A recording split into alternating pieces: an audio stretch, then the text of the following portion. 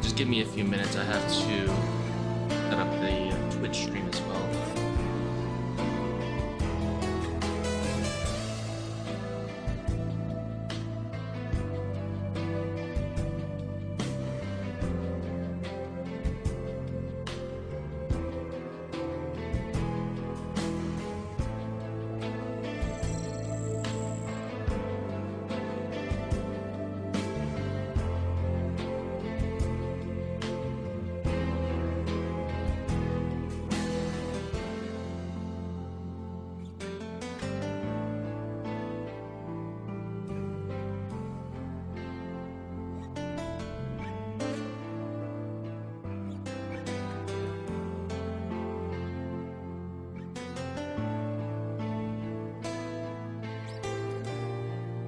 Since the streams, kind of hard to get the setup going again.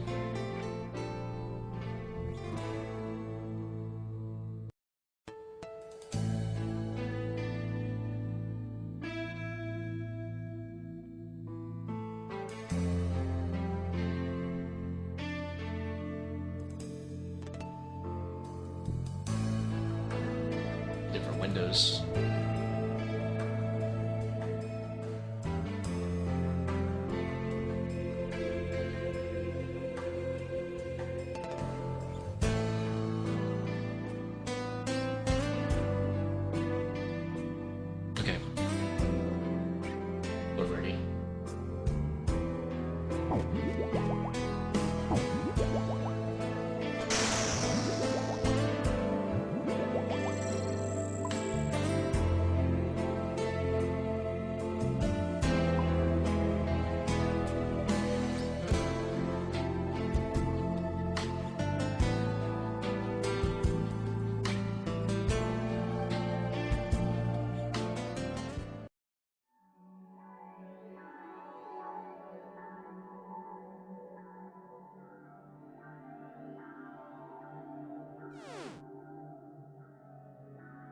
Oh, I have two different streams going on. Didn't even realize.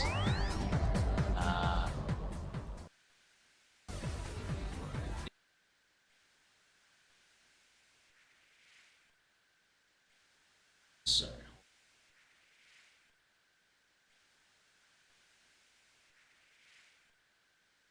What the hell is going on? Why do I have two streams going on?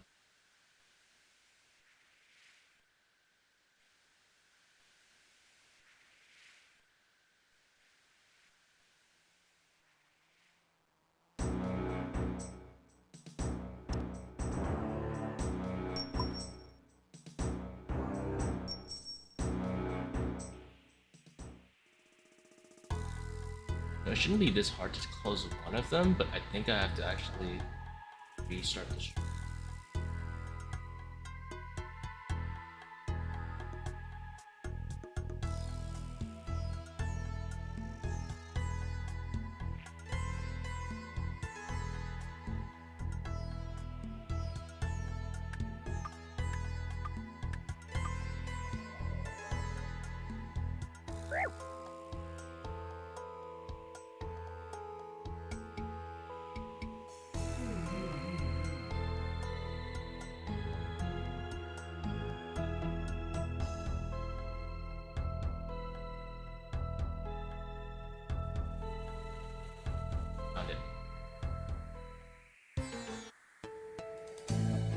That's the stream.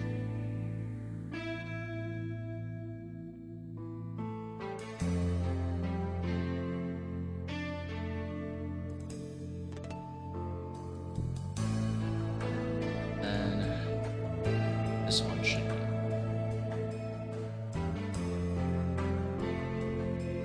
That is very weird.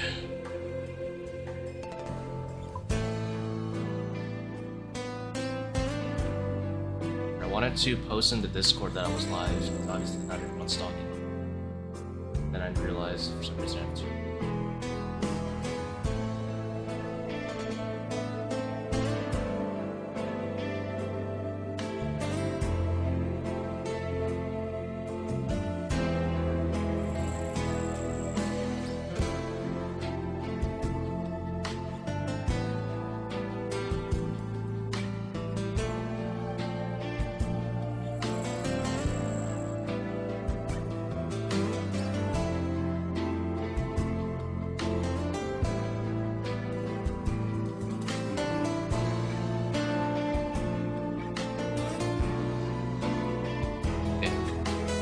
file.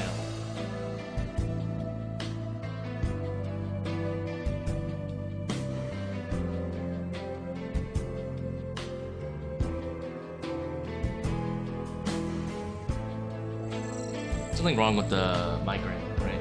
No Austin is streamed.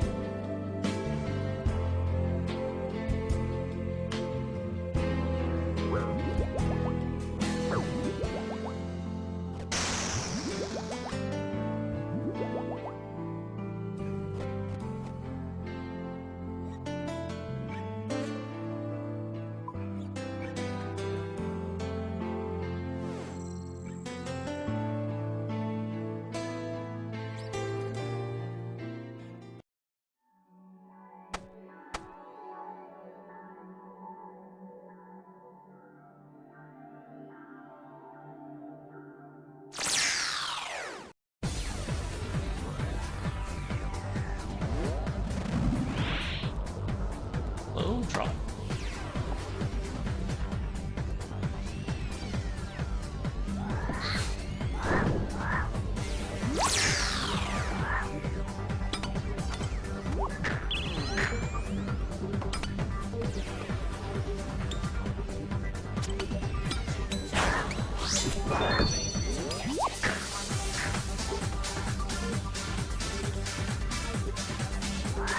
Oh. Not used to his attack speed.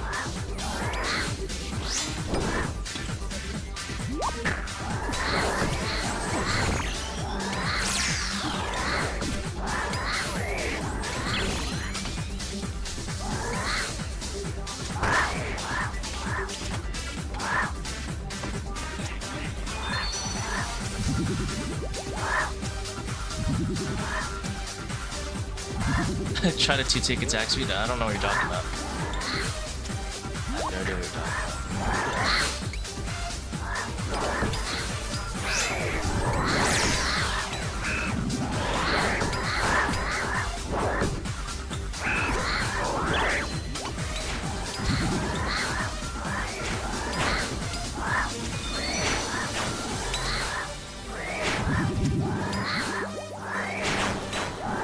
I did fix my sleep schedule. It looks like you fixed your sleep schedule. Unless you've been awake since the whole time.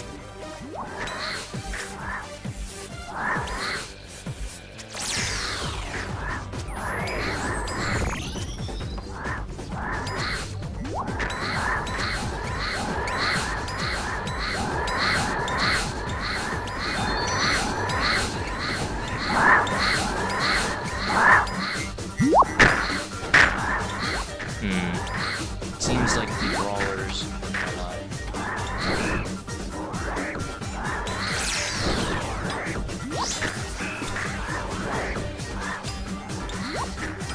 Don't you dare.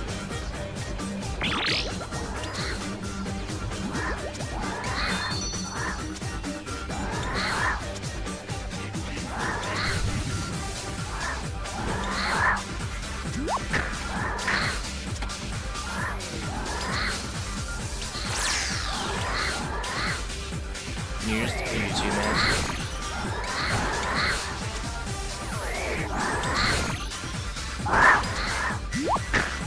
Ah, almost missed that timing. I was paying attention.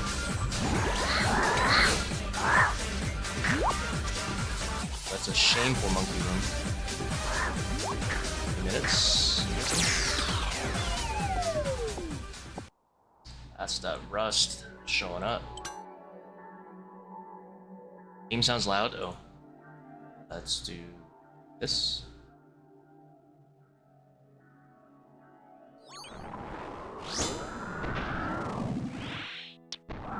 Five. Lucky.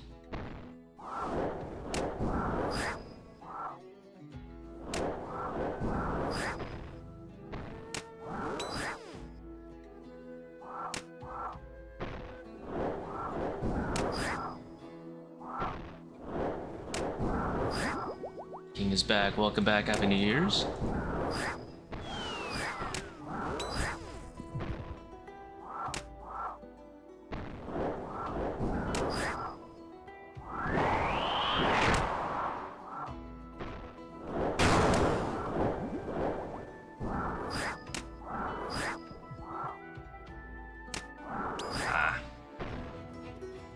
Anyone else do the 5 tick? Some other people that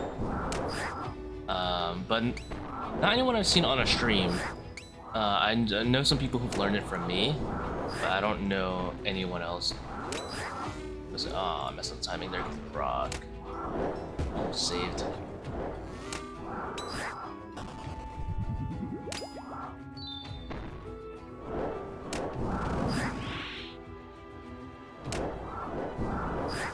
I'll do the take here.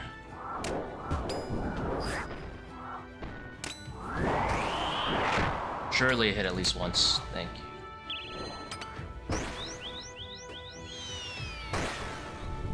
Jesus. Room is on fire.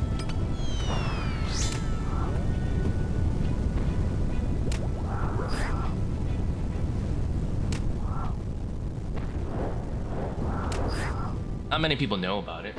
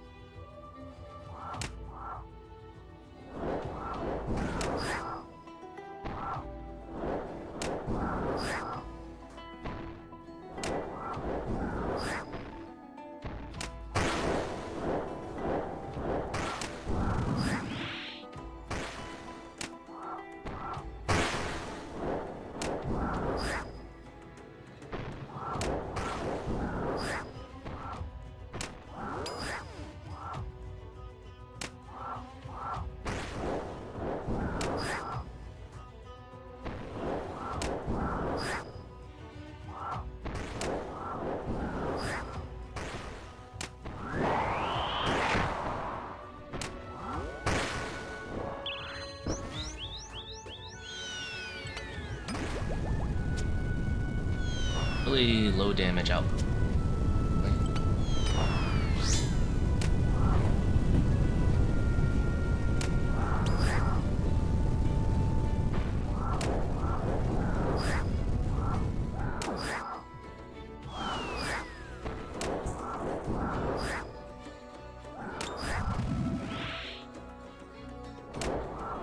Give me that slow shadow, dog.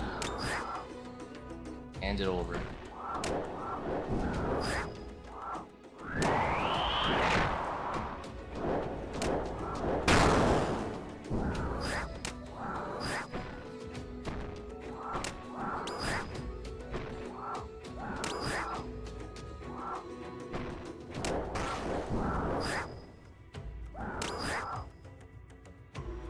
Oh, I clicked. Whatever. That was really, really slow. We're trying to get sub 6, not over 7. Alright. I'm gonna lose my mind trying this Kephri method. I've only succeeded like less than 30% of the time. It's so difficult. But if I succeed on stream, you will remember me. Yeah.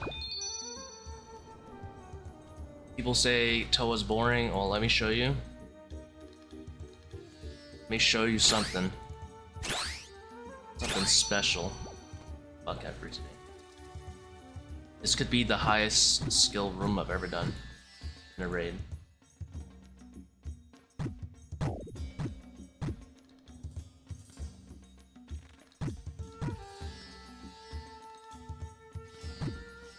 But it does have some RNG built into it, based on where the swarms are going to be going.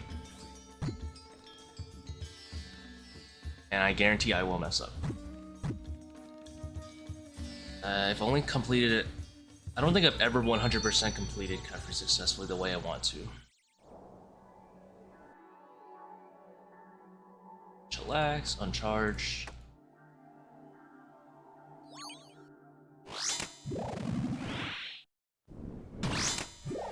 So we're gonna start with.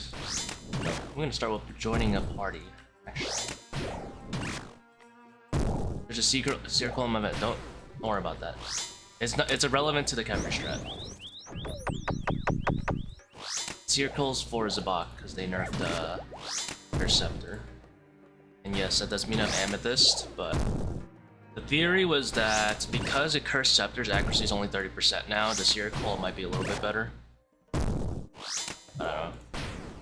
If it only cost me one extra Tbow shot, at P2, then the seercull's gonna be better than accursed. I don't know. So we're gonna dung here and here to start. We're gonna create a classic east trap to start. Which means we will need to withhold DPS in case we're hitting hard, but I think we're good right now.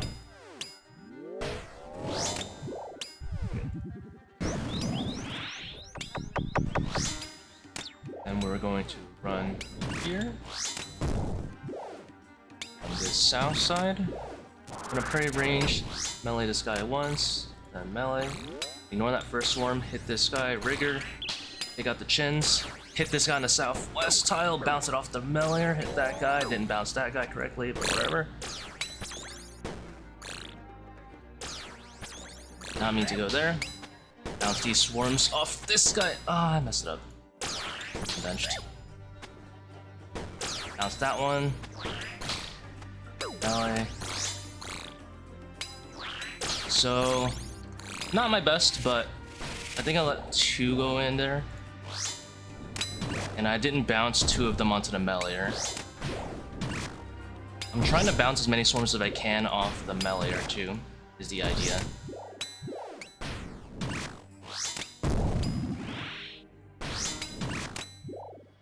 Let's prep our second range trap.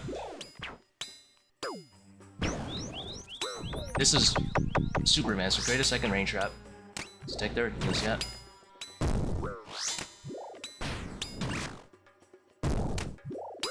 I'm gonna start here.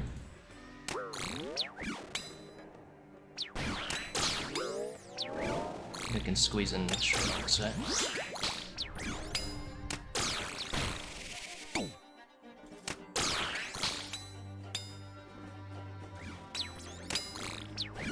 Shift that guy over. Now we have a double range trap.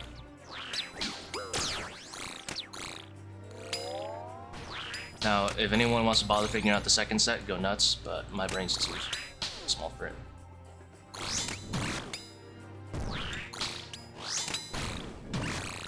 Great range for the rest.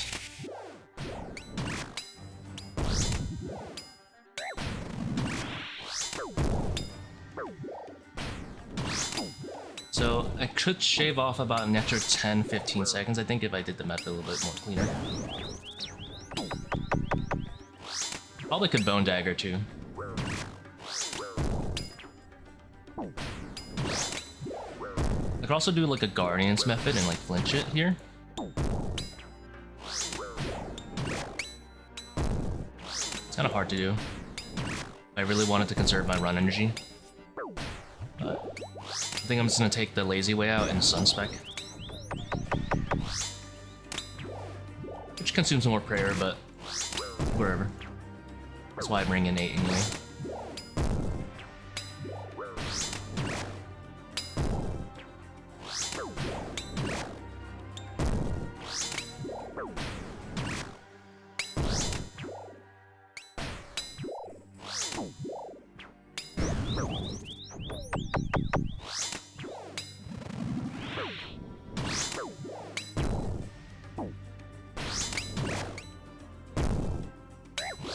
Don't hit bankers though. Bro. You can go ahead and get your dens already. You need to go back to elites.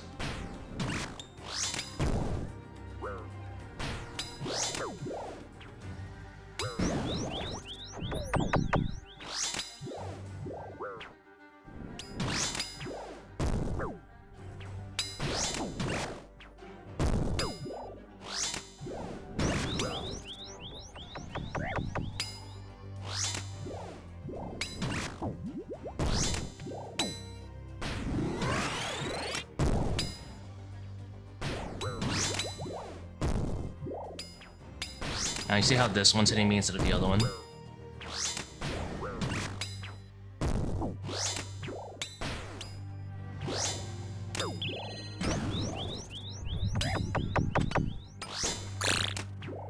Free deeps.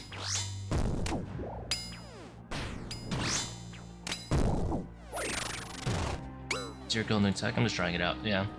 Yeah, it's not that good. I mean, I messed up a lot.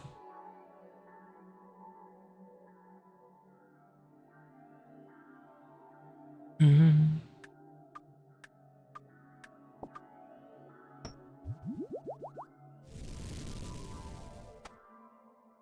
If you're wondering why adrenaline there, it's because sometimes you'll save like 3 seconds off the adrenaline doing it here, and I like to have a little bit of safety for Akka. Like just having it up. Just in case I mess up really early. With the seercull, I'm not gonna ever spec twice anyway, so like the chance of me hitting an actual 0 of it is like undeniably low. So I'm not gonna use it for Zebak like I used to. I'd rather just double dump adrenaline on Akka, and then just have 2 adrenalines for Warden, and that's it. Seercull, it's just to reduce the mage level of Zebak. It's like a accursed sceptre. Accursed sceptre back in the day was better, but they nerfed it. They used to roll off 0 invo, now it rolls off 540 invo like it's supposed to. I mean, which is fair. This is kind of troll that I'm waiting. Assault timer. But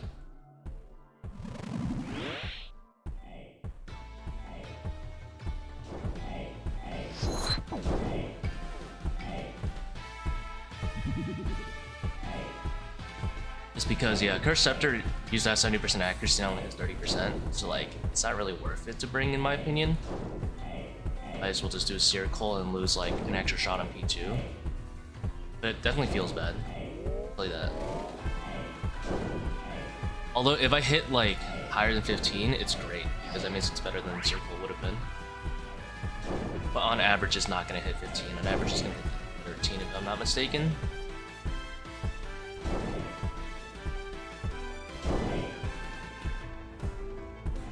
But it is what it is. I did need to nerf curse at some point, because people were bringing it to the normal attacks because it was better than Trident or something.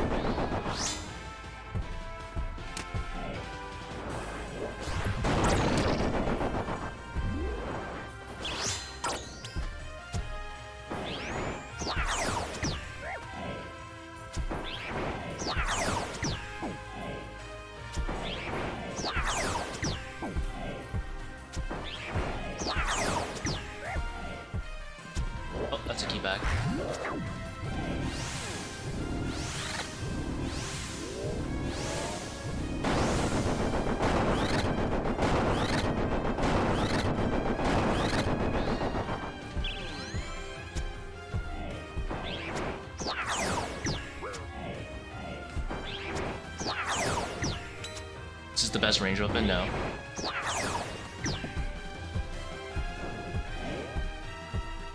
Absolutely not. It just happens to be very chill for the monkey room.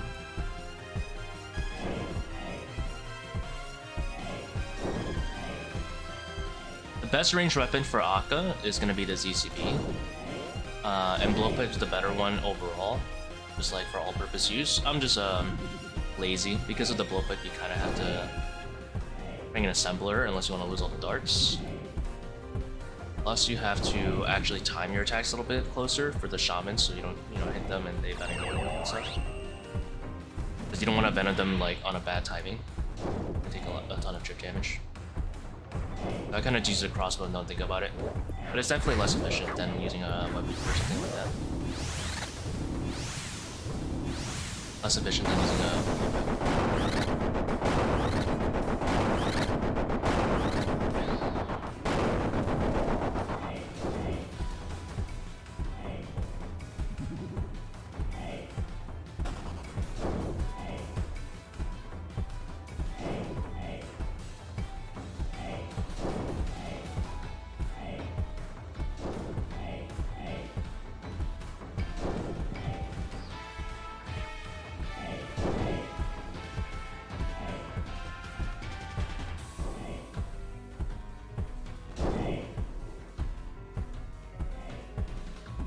I don't know why I didn't pray melee right there in case I messed that up. That was a high risk, low reward. I saved 1 prayer point and potentially costing myself 62 HP.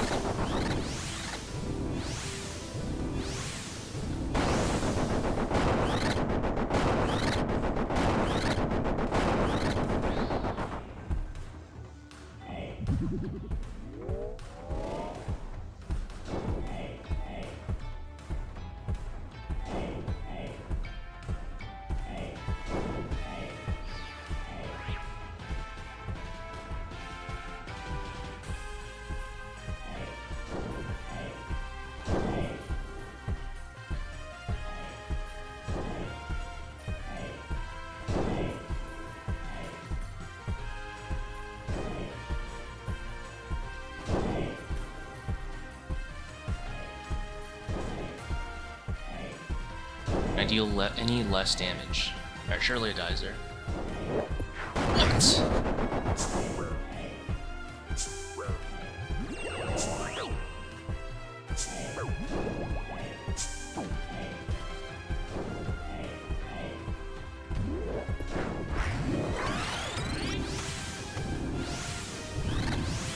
Lucky, really?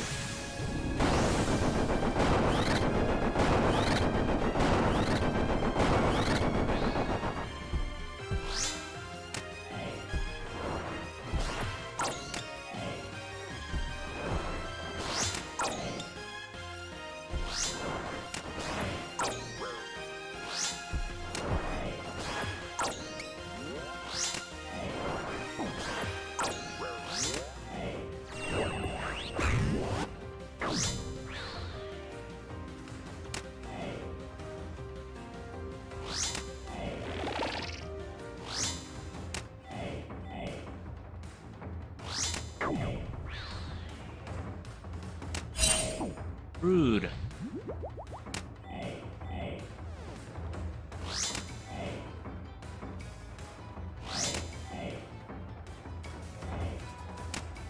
Hello?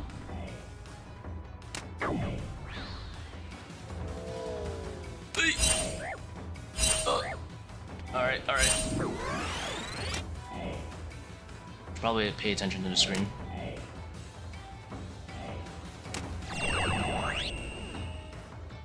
That was not pleasant.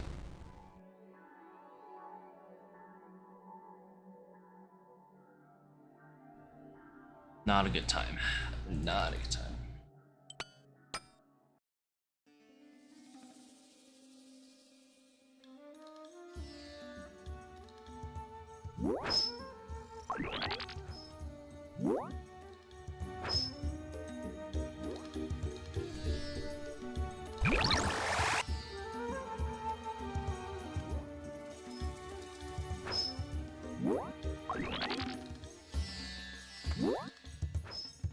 Money bow.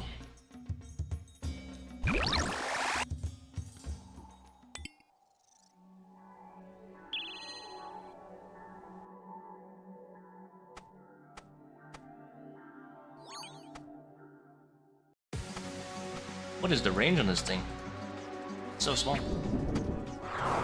18, okay, massive.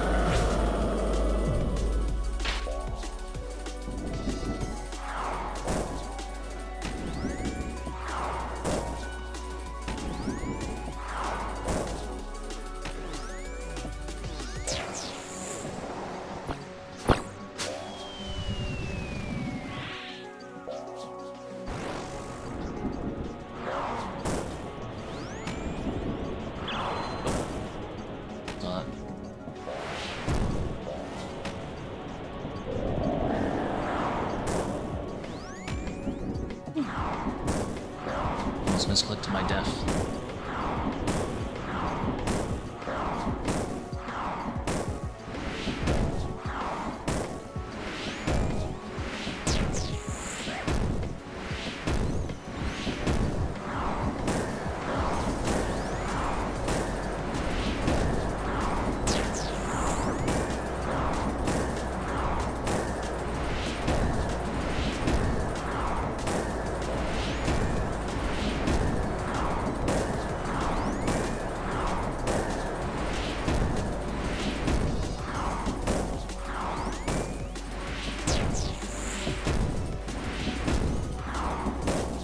I guess I should have a sun for this boss, just in case. It's probably more likely to die here than I die to Akka. Like that early, at least.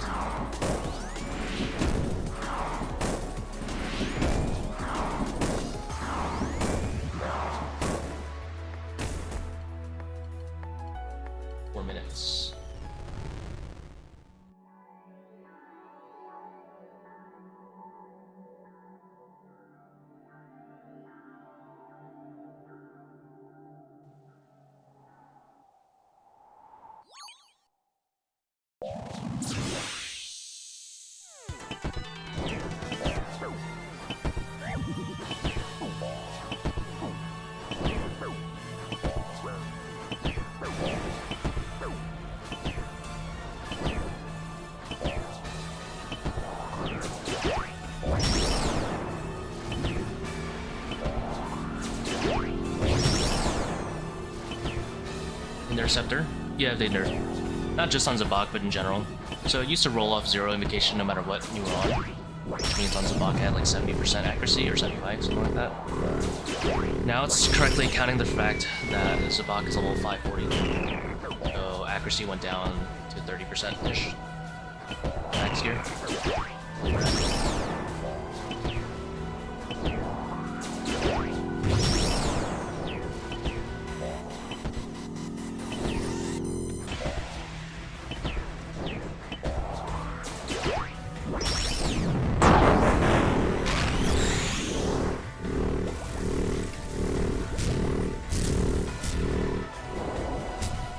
Oh, you also need to use the correct roll for this phase now. Or you can just use range and it does both, or melee and it does both. You have to actually use the correct one.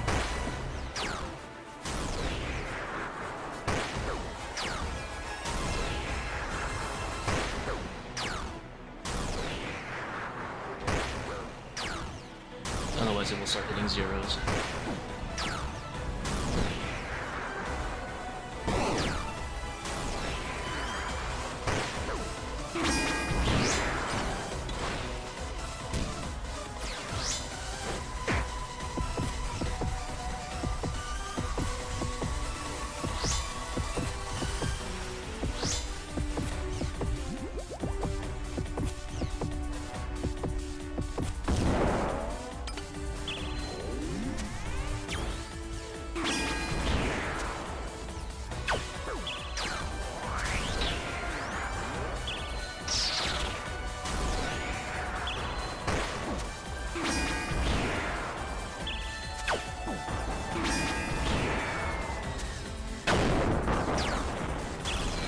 Using the right arrow, I should probably do that.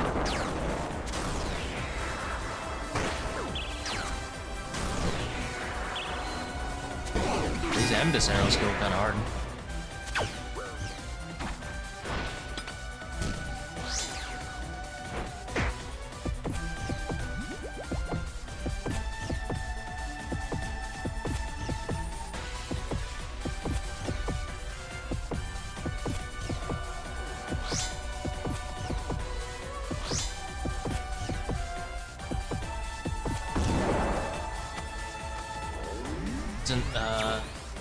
How do you think it's not that bad to not bring to camp up? But oh, it's so bad. It's absurdly bad how worse the bow is. If you have a Bofa, because you can't afford a Tbow, that's also really good, so don't worry about that. Like, if it's like money, Bofa is perfectly fine, but I have to resummon the right roll, and I don't think it matters. Oh my god, I'm trolling. Let me be free.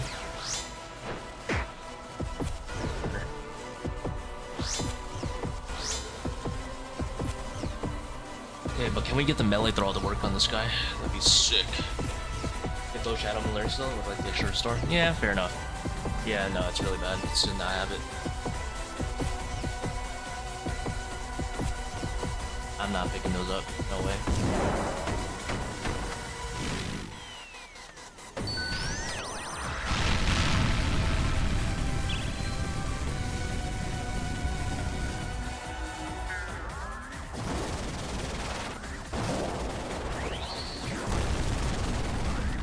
Oh, my salt.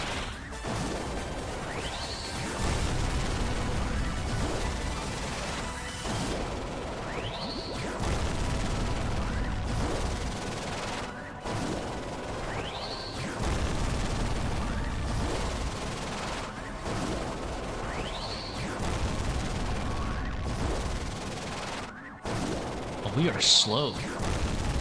We are slow today. 32 going into Warden, that's not good.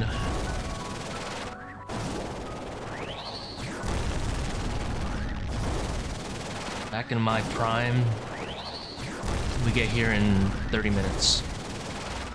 29 minutes on a good day.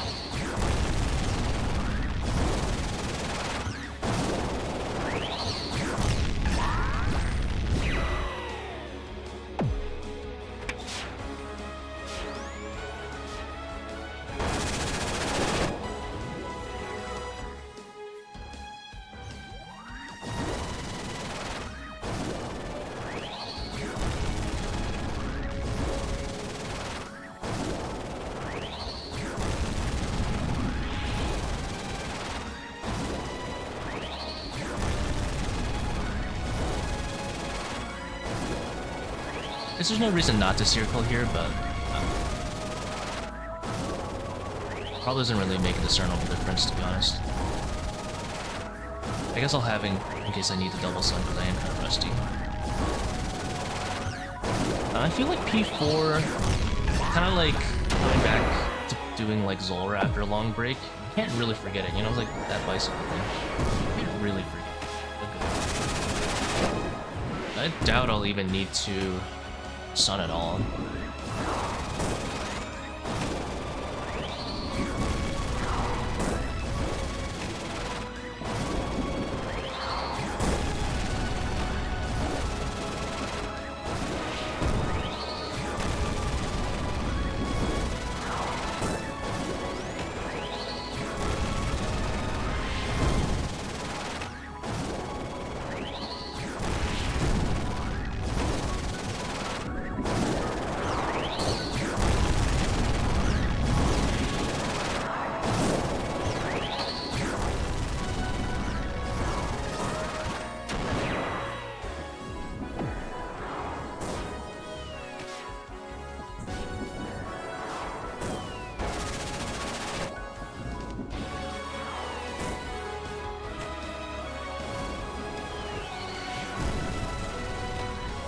Oh my god, move. Must have canceled it.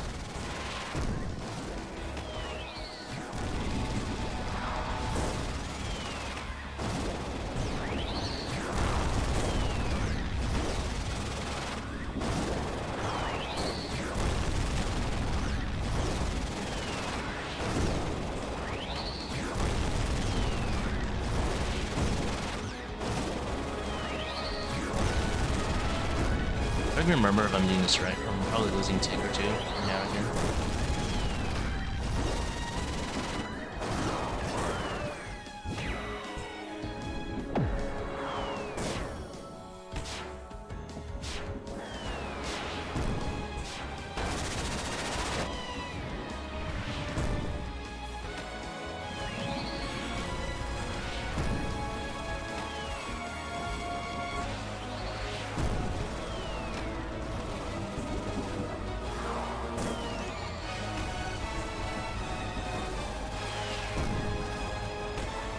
For sure it's not worth the seercull this boss though, it's so much DPS loss saving.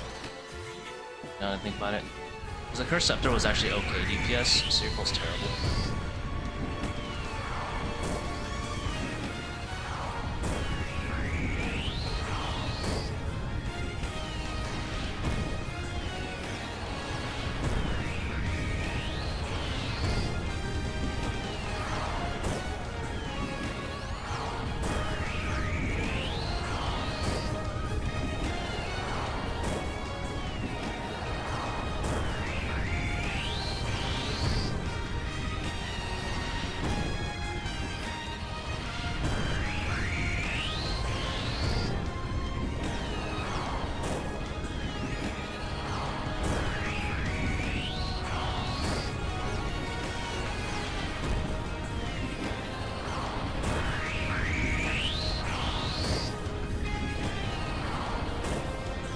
Taking damage is in fact bugs.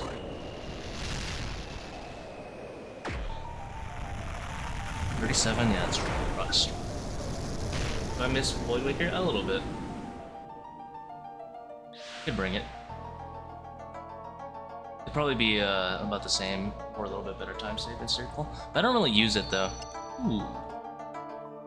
Nice. Goes into the third age pickaxe hunt. Mr. Watson? What? Oh. I just tried to look up Watson like he just lives in my bank or something.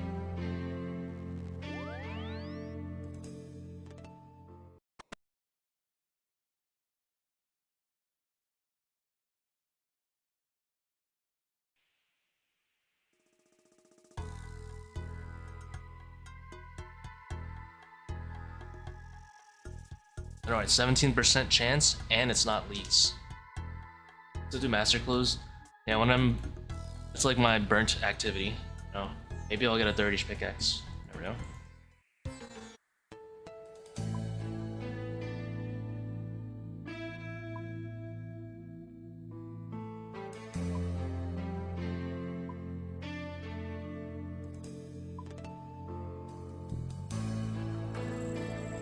There's times I have to hit him 4 times instead of 5. You'll have to describe the scenario. I'm not sure what you mean by that. There are times where you're doing 2-step unders, yes. That is true. Or even 1-step under. But those scenarios are on the more uncommon side, and you're still hitting 5 times. If you're thinking about 4, maybe the start is what you're thinking of, or the very beginning. Because if you do open up with a bone dagger, yes, you do have to start with a 4-1 and then do 5-1 later. Because the bone dagger is a 4-tick weapon. So, you know, you're like ahead of tick on the schedule, I guess. That makes sense.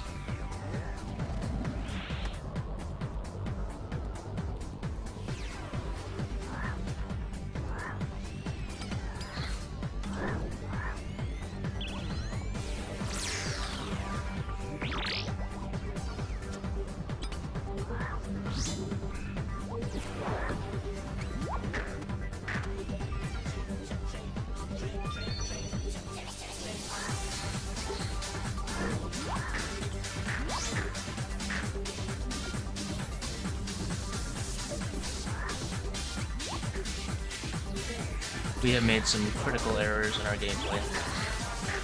We are greedy. We are punished by having to kill the shaman now.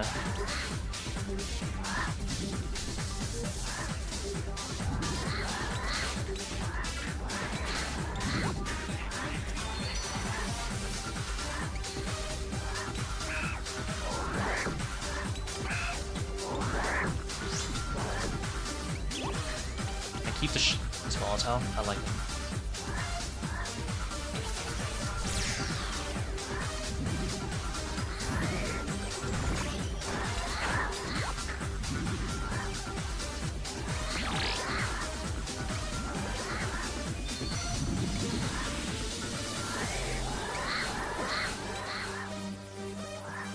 I shot a thrower.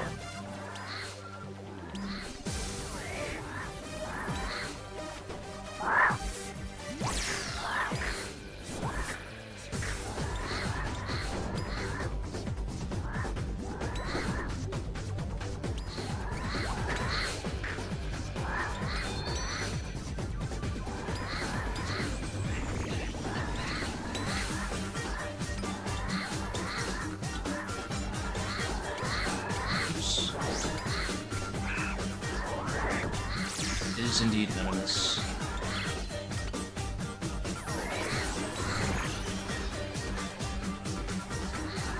That's unfortunate. Most unfortunate. Oh, I checkmated myself on that.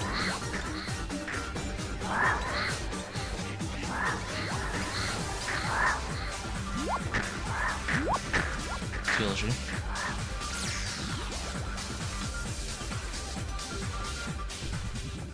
Alright, surely 5-1, we profit HP. We're not stunning. Seercull's a replacement for the sceptre? Yeah. It doesn't really need testing. not a good replacement, don't get me wrong, but it's replacement. We hit a 0! Excuse me.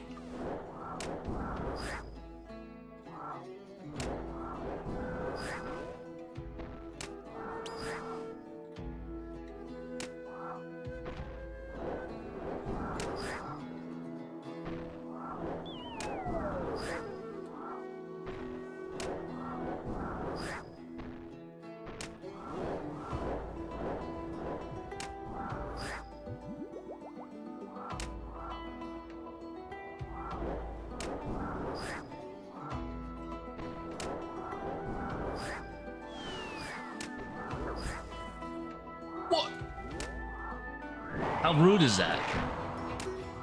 Don't 20 me.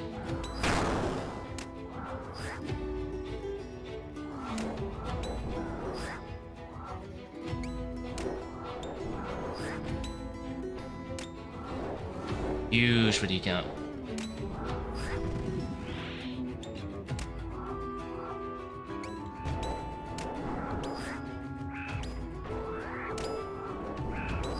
Also take.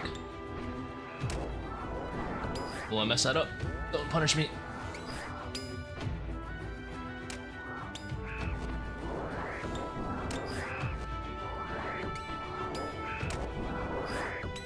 Sceptre not worth anymore? No, they nerfed it.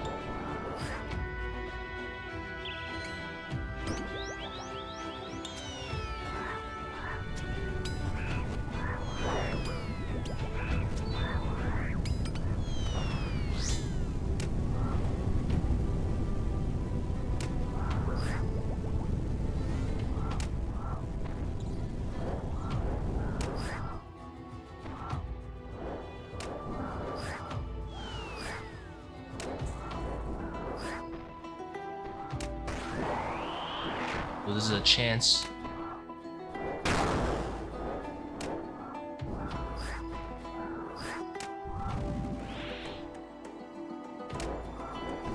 I messed it up.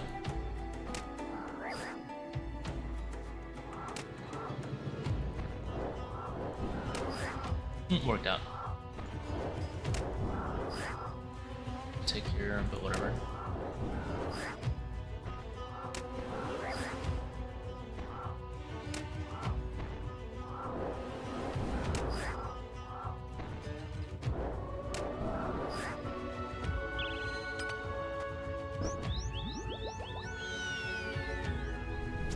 We'll just do regular red X for the ending.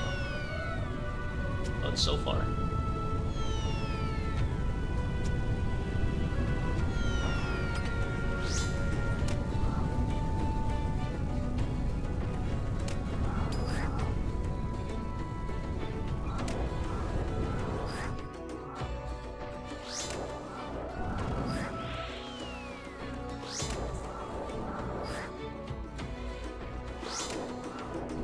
Well, I mean, if Bloodfear's gonna heal me, then I will do regular 5-1 again. Say less.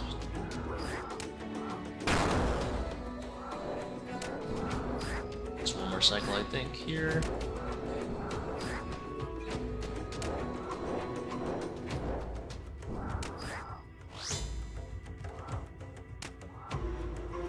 Slow shuttle, we take those. Stop here because we're gonna lose the ticker.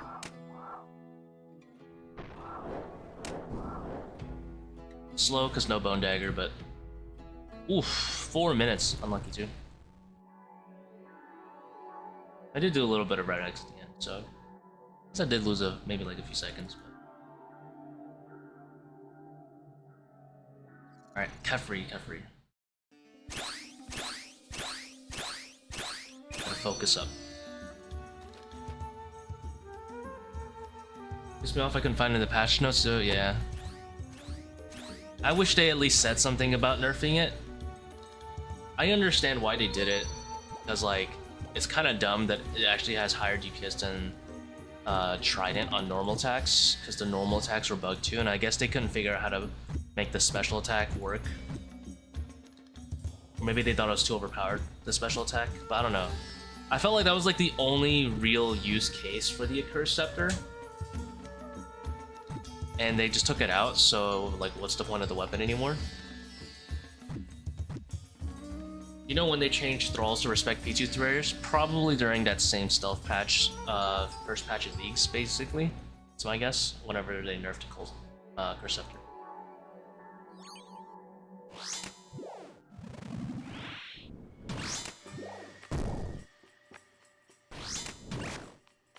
And they still haven't made Bone Dagger work on this boss, by the way.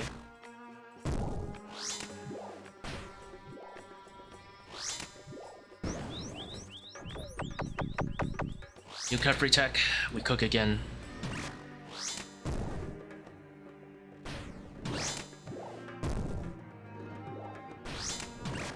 I mean, it's not the worst because later on we're just gonna, after Project Rebalance, I assume they're gonna move some power off the occult and put into like Eternals. So you're just gonna end up bringing Eternals instead of Accursed Sceptre / seercull.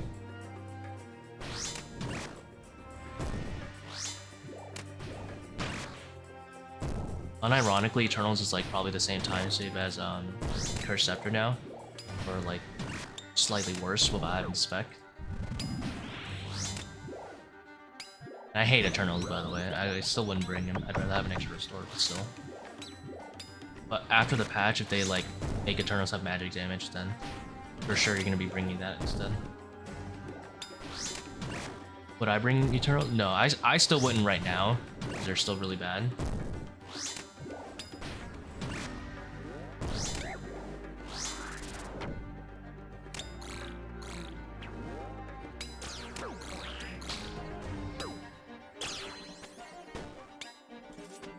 One bounce.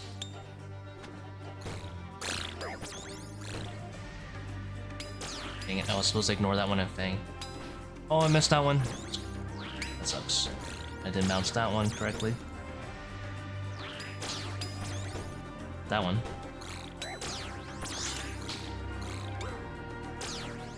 I missed 2 swarms.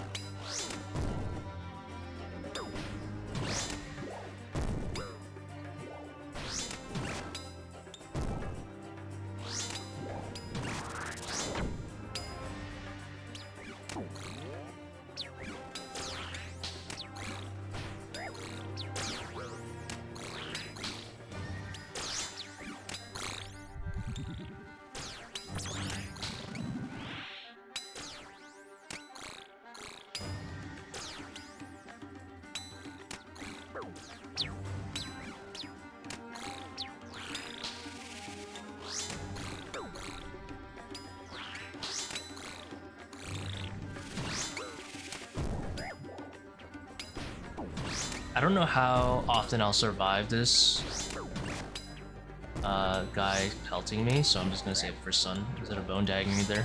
You know, that was like a really good opportunity. Bone Dagger and save some time. I'll have to test. Should probably also learn to flinch this guy.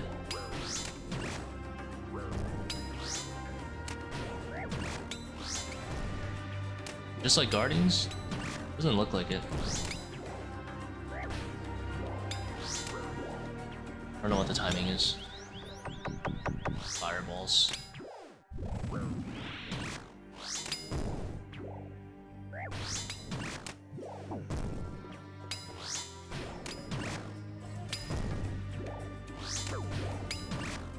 No, you can't stack them on top of each other.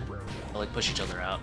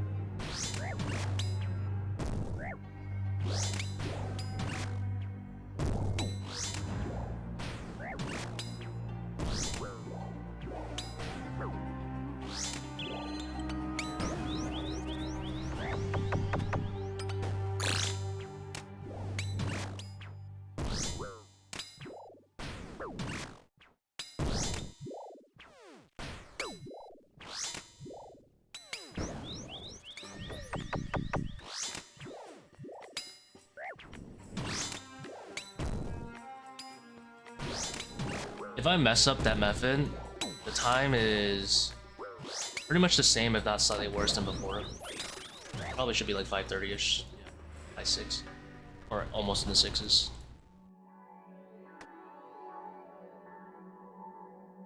It's easy to mess up though. Gotta be kinda diligent with the swarming and not losing ticks. If I dung stall, so I did think about that, and yes, you could dung stall in order to set up a range trap where both of them are stuck east, which is fine.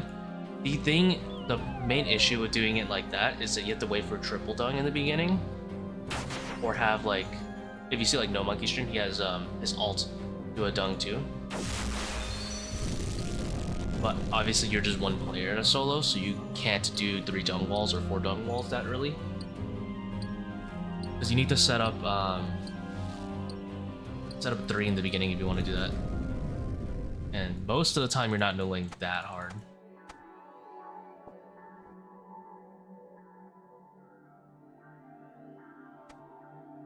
What happened to my inventory here? I forgot to take out Death Charge runes.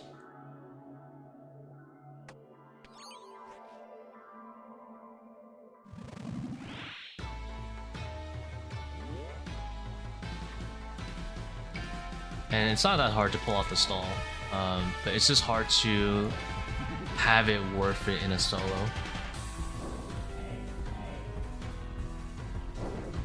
But it certainly would be nice. It would save a lot of prayer too.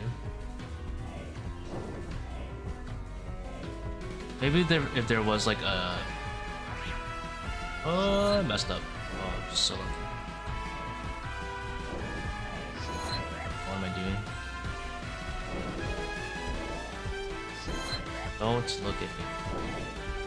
I did say I was rusty.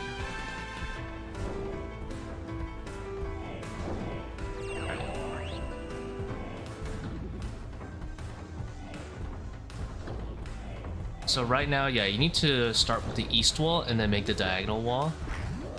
The way you're thinking about it, you have to essentially make 2 east walls first.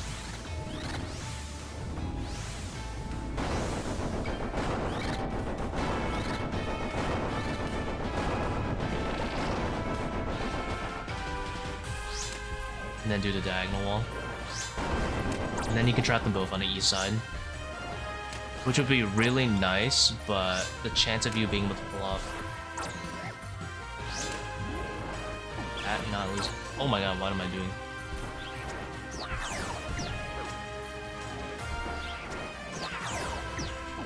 Okay, down.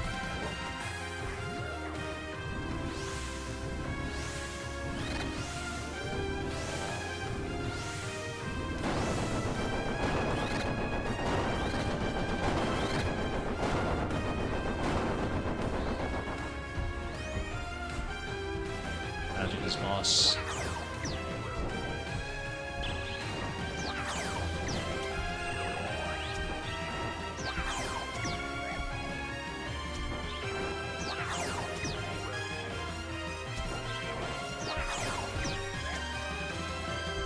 I'm not confident with my timing anymore. Keep back. That's so bad, I didn't know. That's why I'm like dragging him, although I shouldn't be dragging him.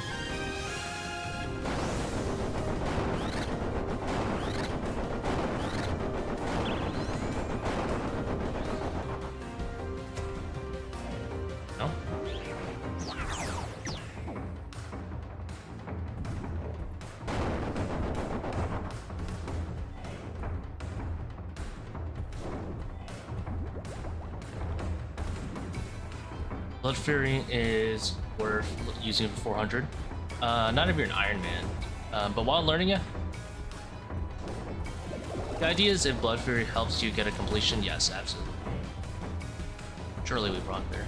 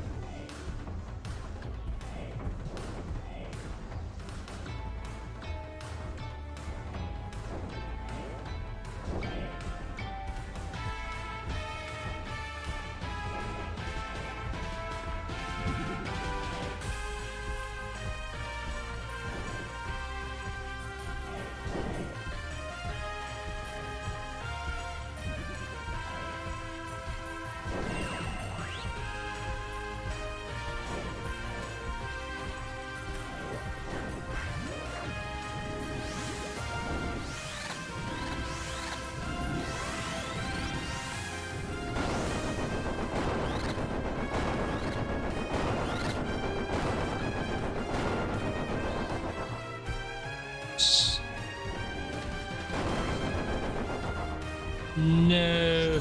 He didn't switch. I've been spared.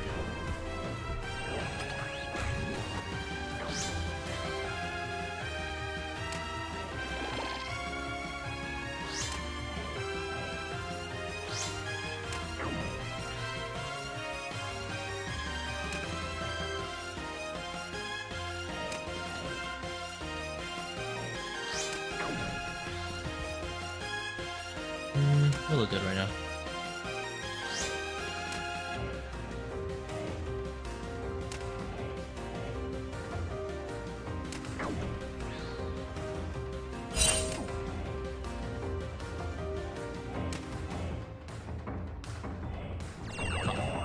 Thank you, Tbow.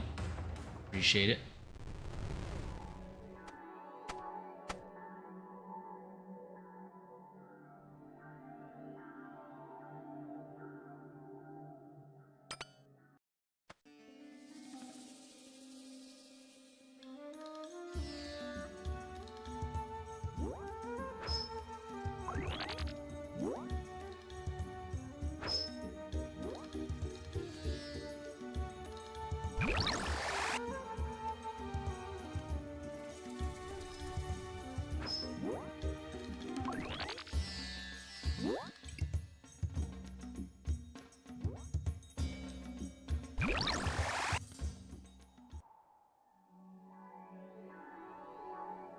Blood Fury is really, really nice to have.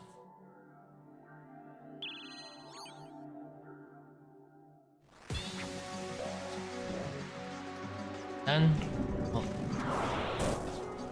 forgot to switch ancestral for a hit. Sucks.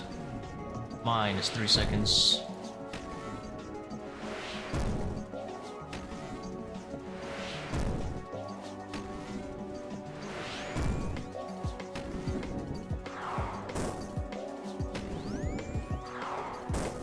Why seercull over accursed sceptre?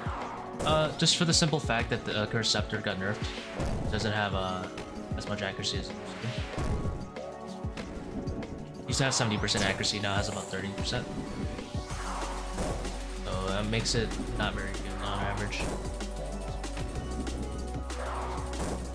Like seercull's damage is like next to nothing, which really sucks, but on average it's gonna reduce more for this first spec and is much more likely to hit. If you send both specs with adrenaline, you have like a 50 to hit with accursed sceptre. Which isn't bad, I guess. Actually, it's pretty bad.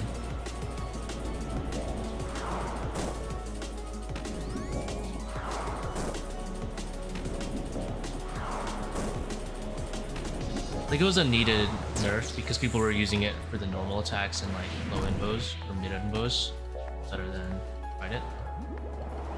But it really sucks that one of its rare niches was removed too.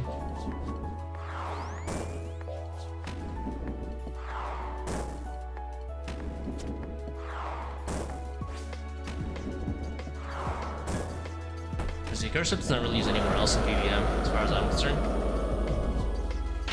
They kind of just shafted its only possible use, really. It's fine though, because eventually, I don't know, maybe a few months down the line, they're going to shift some power to Eternals and you'll just bring those instead. It always sucks when players get nerfed and not buffed, you know? Always causes a little bit of annoyance.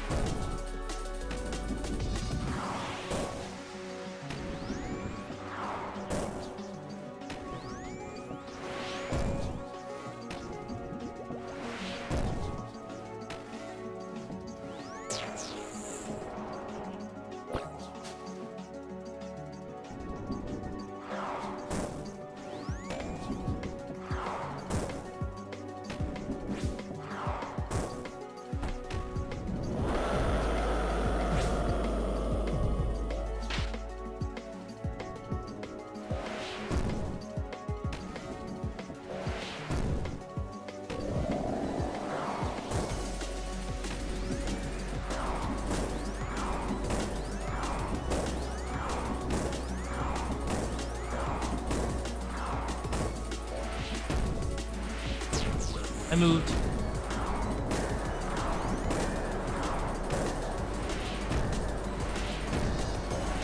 How am I doing good?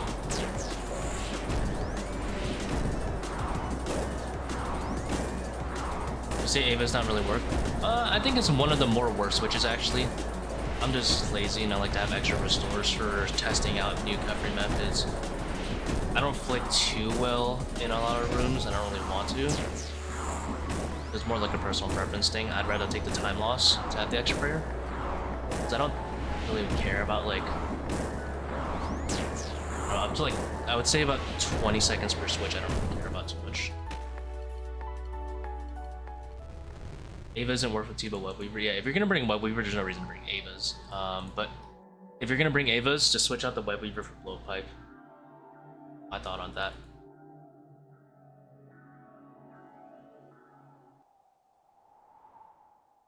But by all means, like if you're more comfortable, flicking and stuff. Honestly, you should bring range switcher for Zebak and like bench the seercull.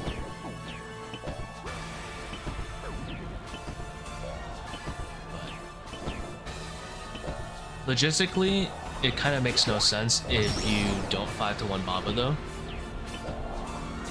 Because I know a lot of people who like do the full red X on Baba and then bring like a 7-way range or something with like 4 restores or something crazy.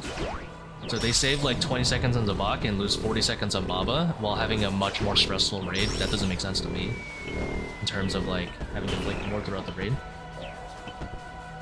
It'd make way more sense for you to 5-to-1 Baba and then mage Zebak. But ideally you can do both, right? So.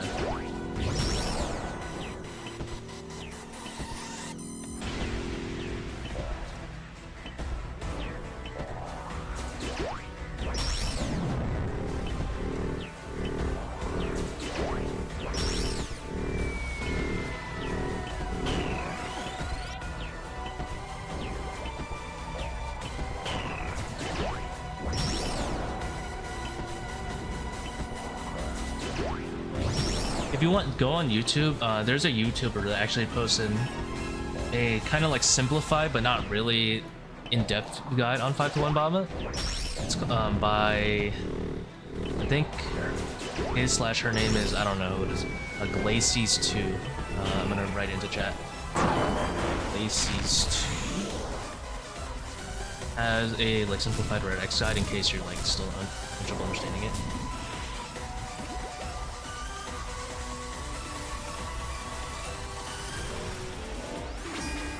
Watched it a few days ago. It's essentially basically red X until you start losing ticks, which is like your last cycle of it. And then 5-1, the dragon.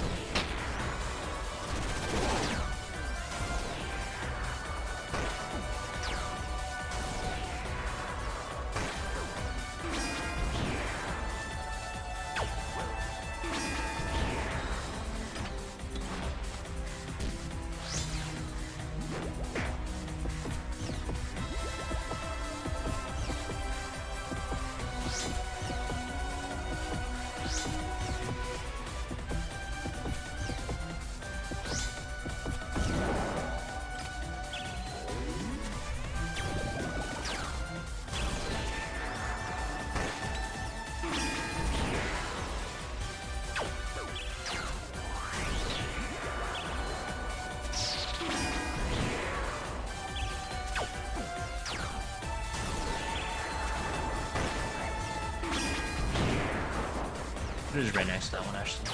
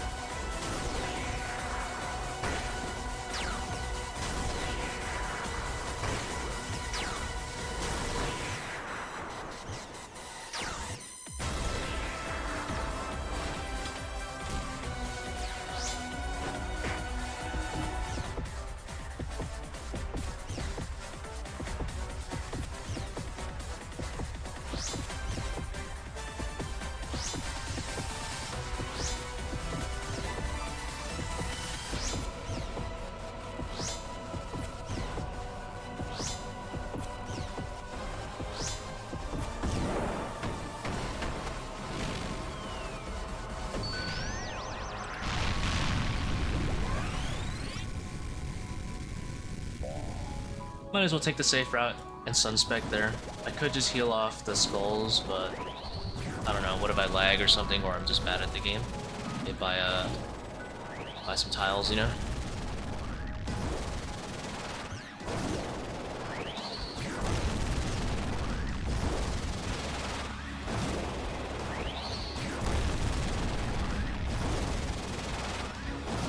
There it is.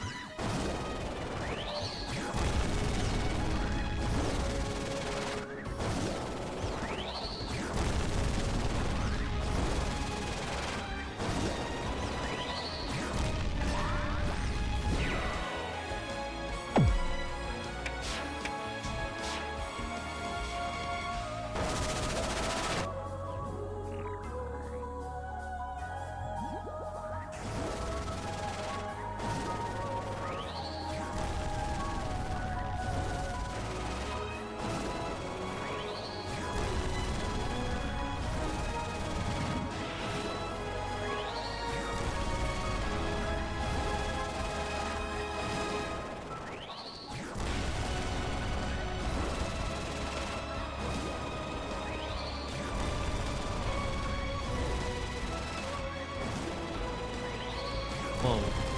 Why did I not attack them?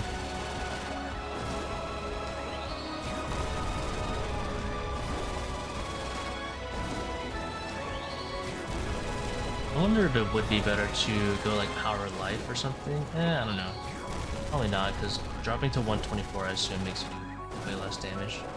Mage.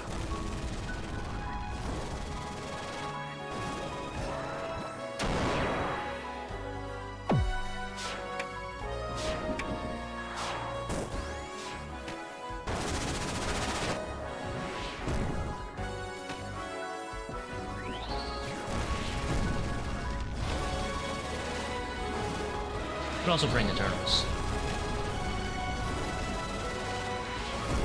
I really don't. Turtles.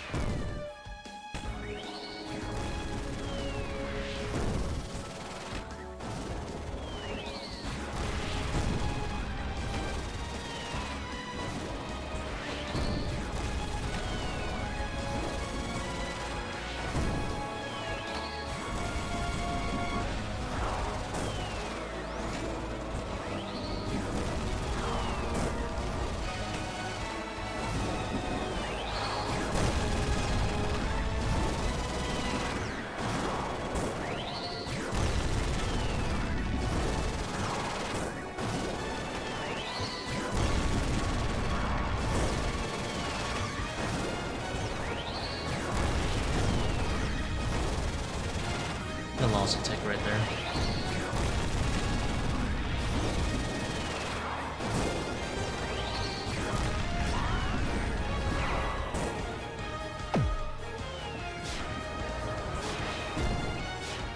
I might get hit by a rock here. I think it's on the same tick again.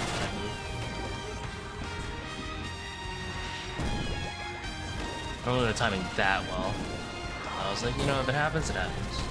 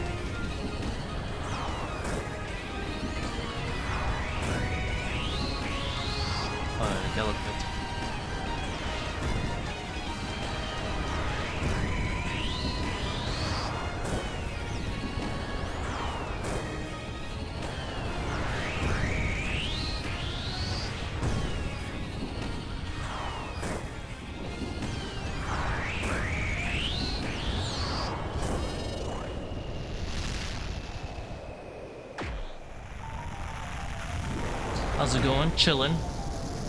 Getting some raids in. Never.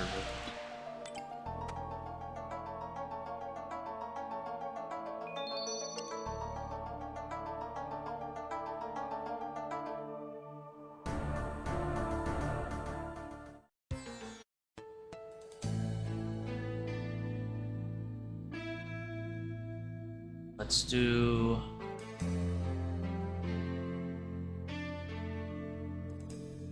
Soon Eternal's right to see. It's probably about the same, to be honest.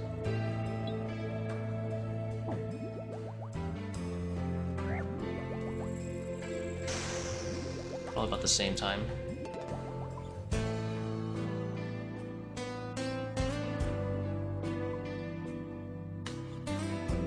I mean, at least you don't have to spec Eternals, but still. Going all the way to the bottom. Not touching it. To camp Eternals, I would not do that. Absolutely wouldn't do that. You should camp Prims. If you're gonna pick the boot camp Prims. Prims saved quite a bit of time in this raid. At hold.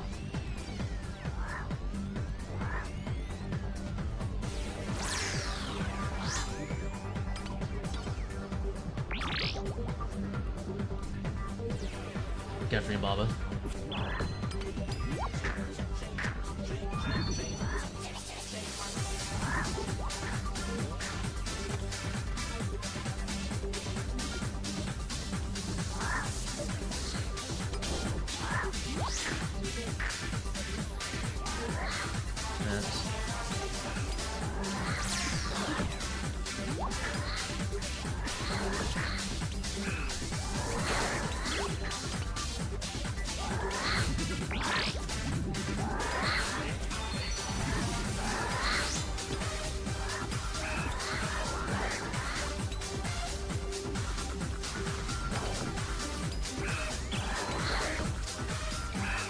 How rude is that?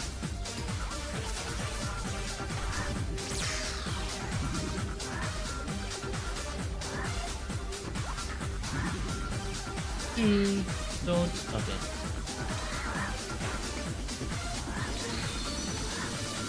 Yeah, just in general though. Eternals is not.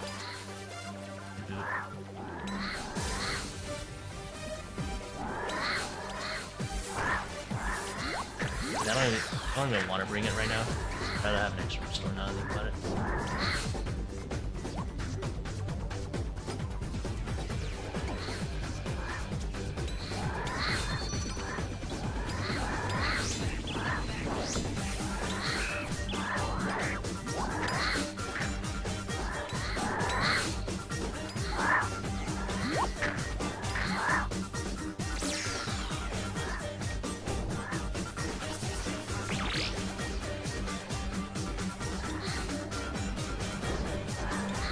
I don't waste those volatiles.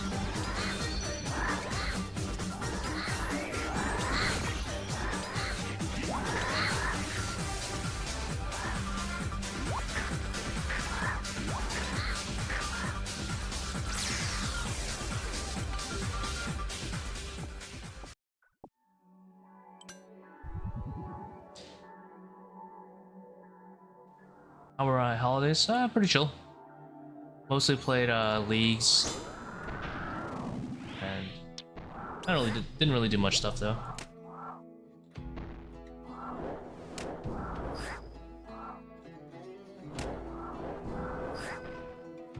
Uneventful.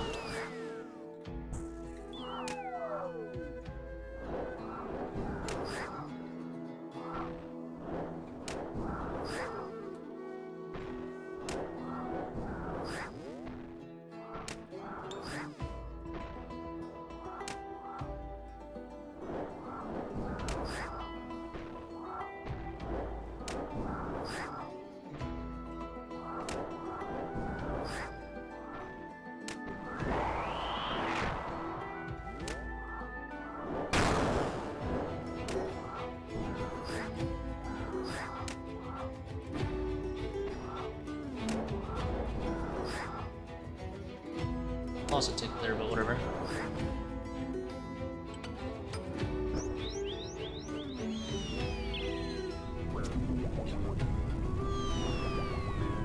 Oh my god, what a misclick.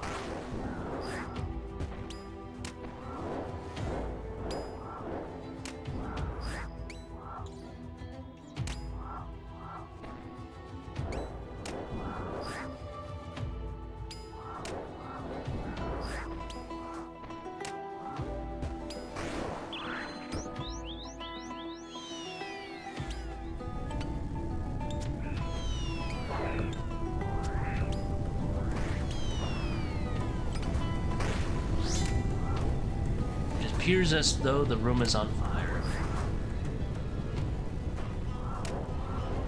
I just walked into that. It's kind of...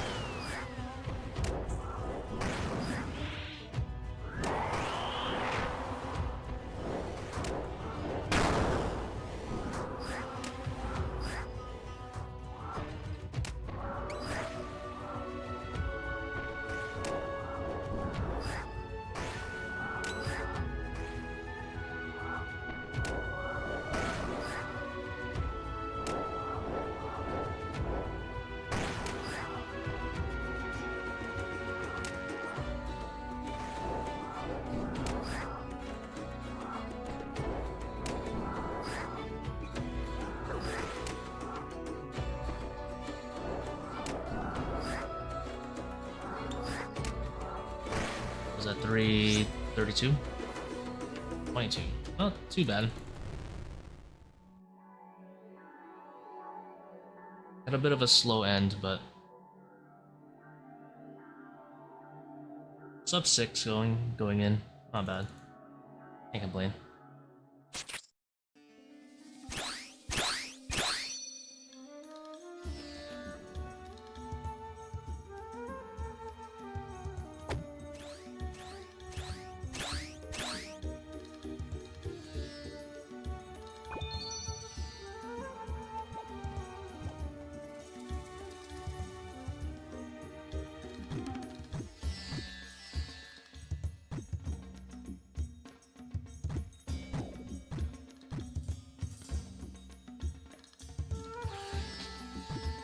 Oh my. Didn't see nothing. Nothing.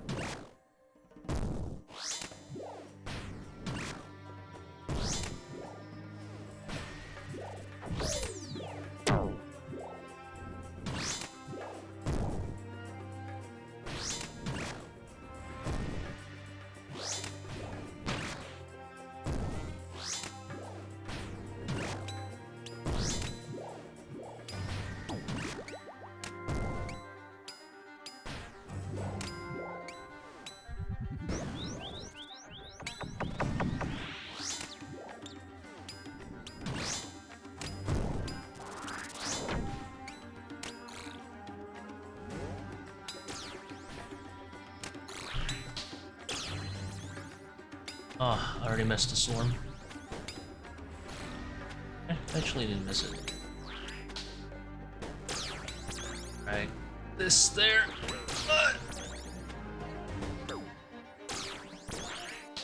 Drag that there. Nice.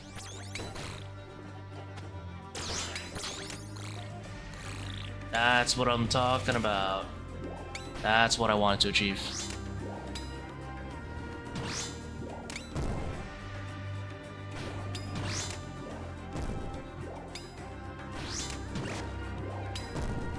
Here, I think I just push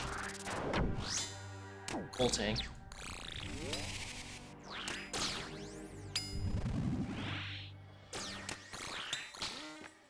This is unfortunate because normally I wouldn't be getting hit by this guy, but early.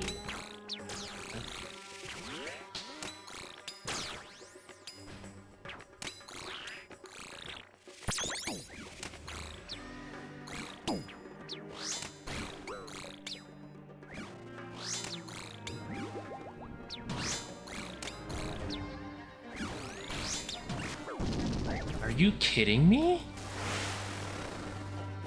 How unlucky is that? I mean, I should have sunned right there when I didn't have the reaction time.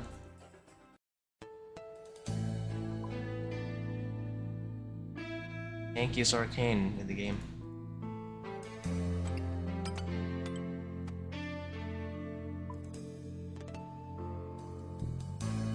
Well, at least that was a good Kephri example, though. Simultaneous swarming.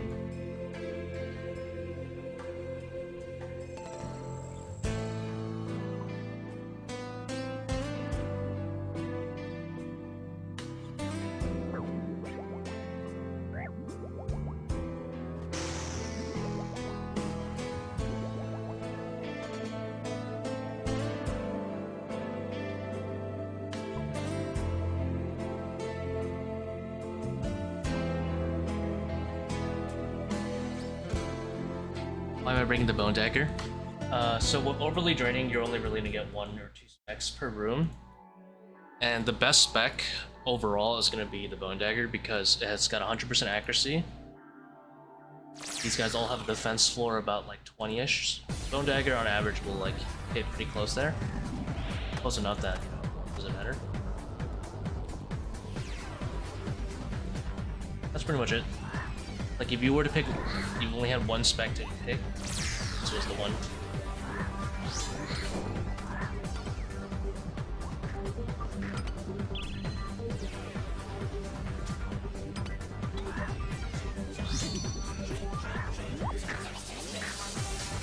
For sure, if you don't have overly draining, you just run. Better than BJ's, yeah. BJ's in the middle is really bad.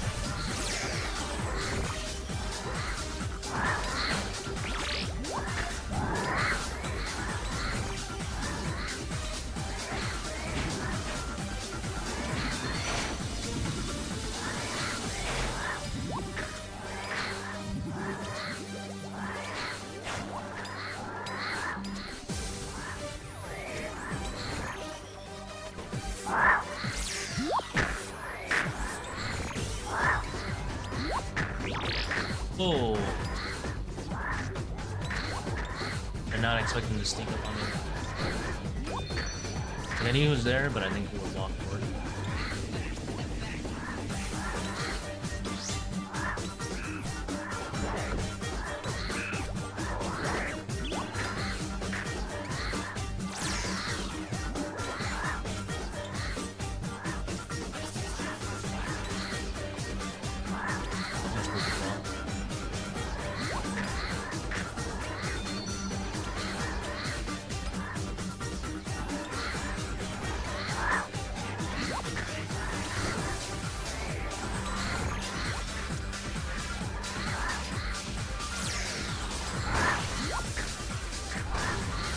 actually missed it on every single.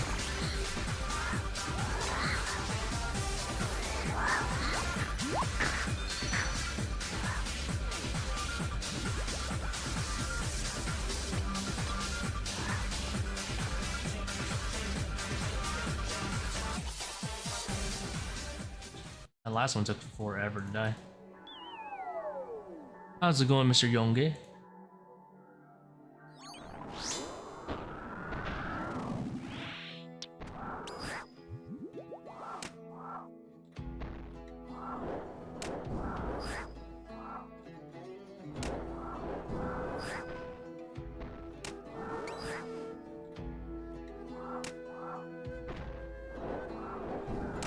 Bad? Why? What's up?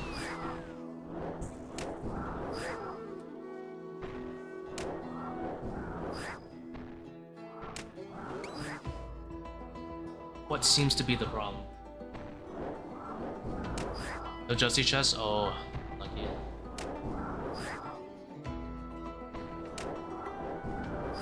Does eternal boost still increase? It doesn't increase damage, it's just accuracy. Which is one of the reasons it's like regarded as one of the worst switches in the game. The only reason I'm bringing it is because I can't figure out what else I want to bring. I don't think accursed sceptre is really worth, to be honest. Maybe after Project Rebalance, or I guess likely after Project Rebalance it'll be more worth it, but right now it's not really worth it. I just wanted to bring it to like test out how it is compared to like seercull and stuff. Seercull is like okay-ish, not as good as accursed, of course.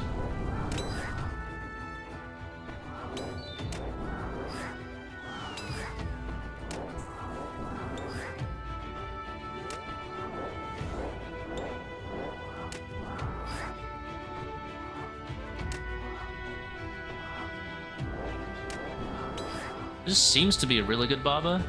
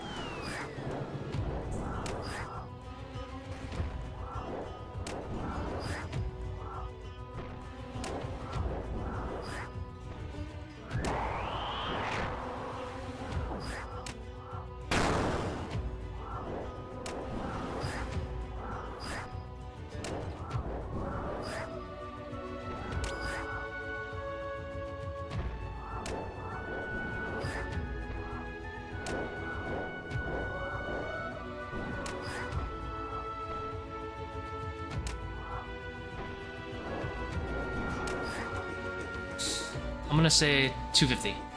No. 6. Still good though. I felt like a 2. Something.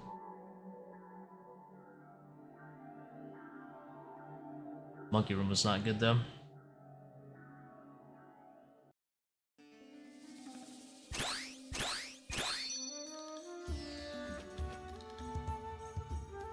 Sub 3 is like good RNG area.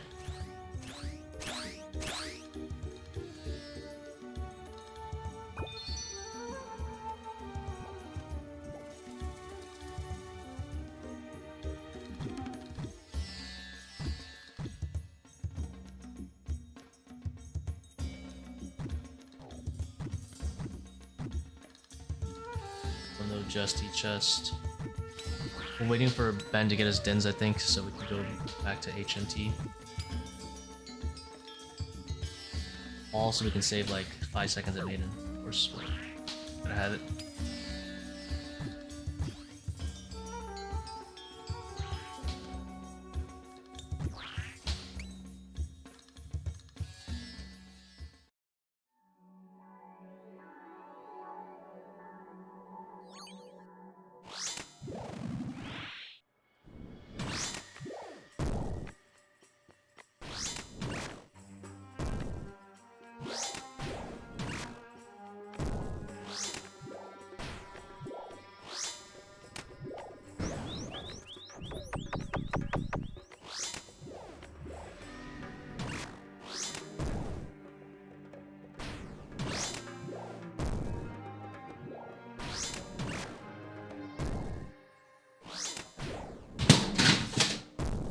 What was that? There has to be a poltergeist in my room. There is no explanation to why objects randomly fall off.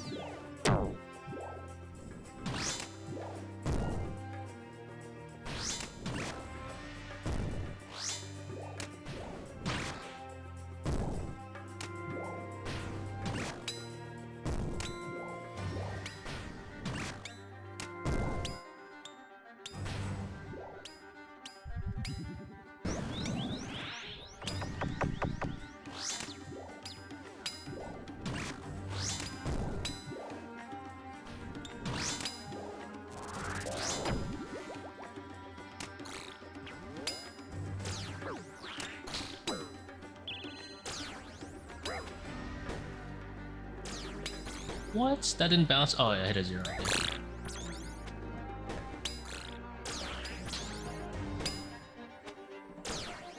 Bounce. Yes! Let's go. Bouncer? Hey! 260, that means I let 1 in.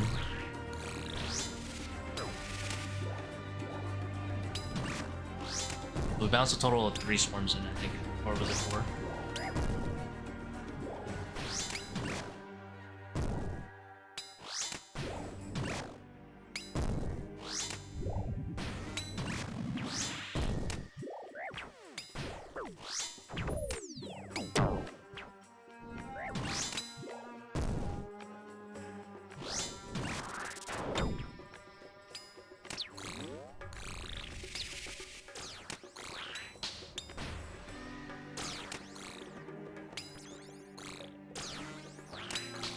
I need to run my ass over to this major. I don't know why I'm still hitting this melee right now. Hard trolling. Oh, I deserve this. Ah! Oh.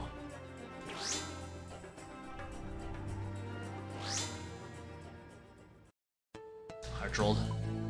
Trolled. It sucks because when I'm actually doing well and I do good DPS, sometimes I actually can't even set up the second range trap. Not ready for it. Alright, I need to learn my lesson. That is a really nice... I like it.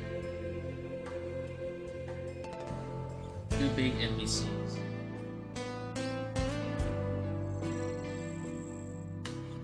What do you mean 2 big NPCs? Your teammates? Or...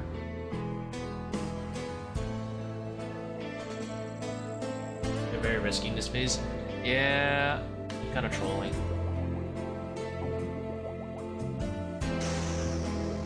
Glows? Oh, yeah. Is it HMT or is it normal mode? I just need to either wait for the second rage cage and be more patient, or I need to... oh. That's really...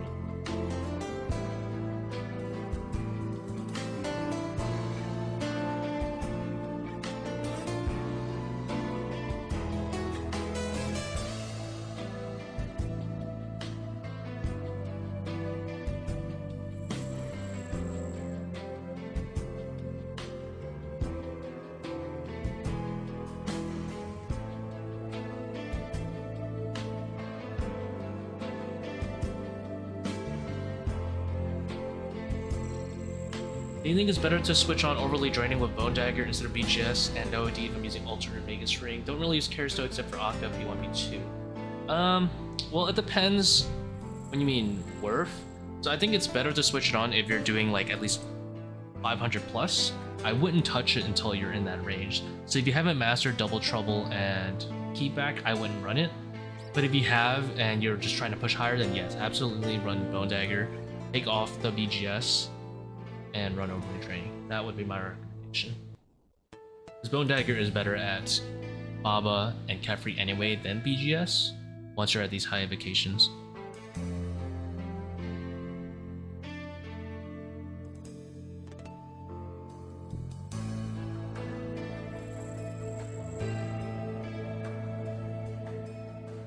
Doing 450s? No, not yet. Absolutely not. Once you're in the 500 plus areas when you're gonna put on overly draining.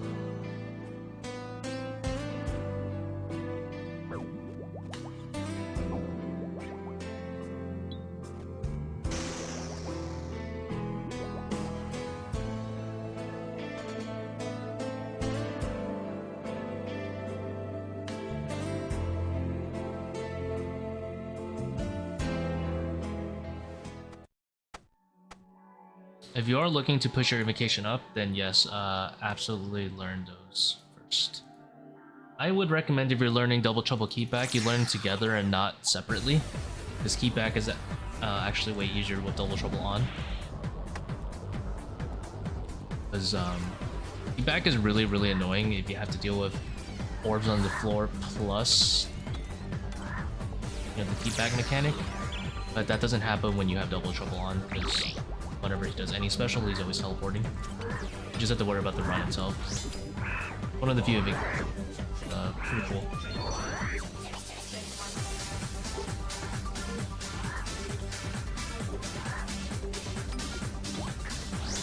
Thank you, Perks.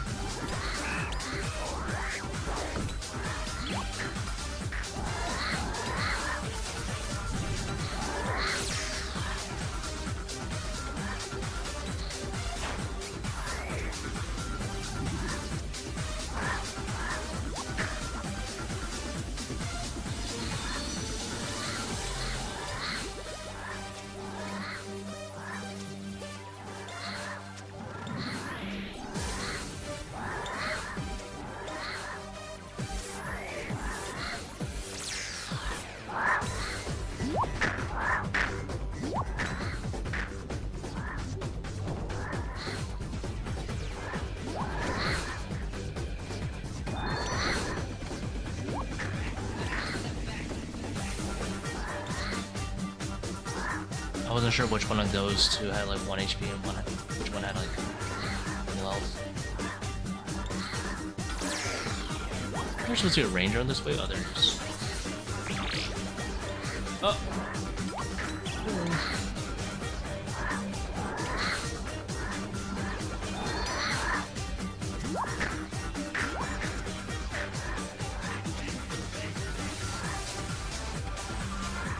I'm trolling.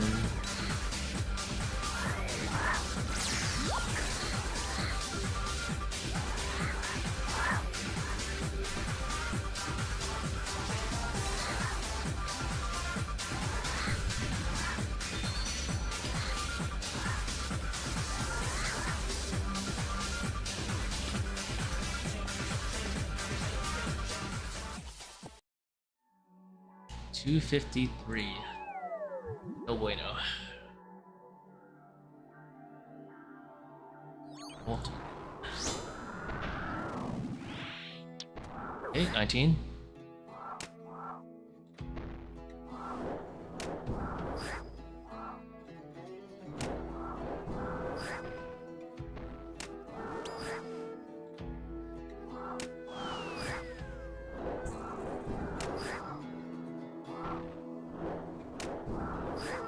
Huge blood fury procs right here.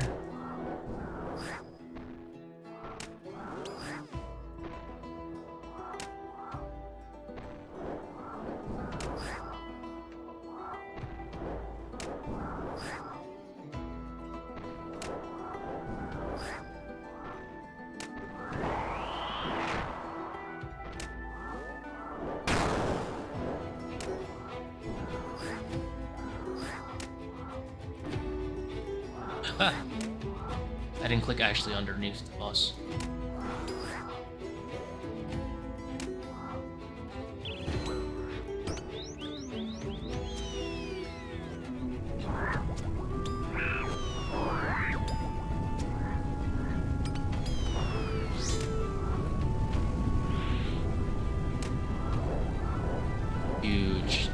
So with this slow shadow off the start, you want to do 4 hits, move 1, then 2 step unders. You always know when your last step under is when you're like hitting that same tick you're walking out of Baba. 5 tick red X. And red X when there's a rock.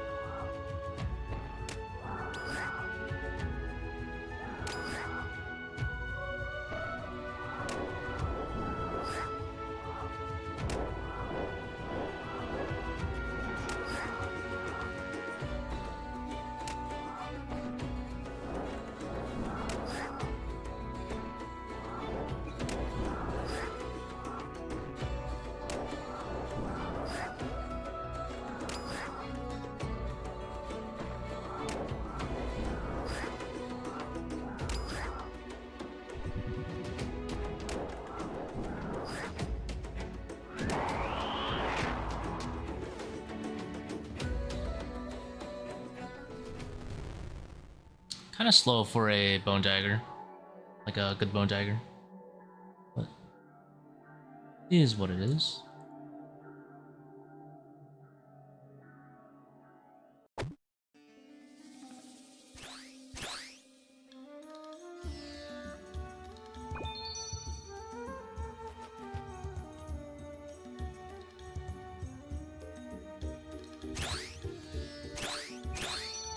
Good evening, Joe Dasson.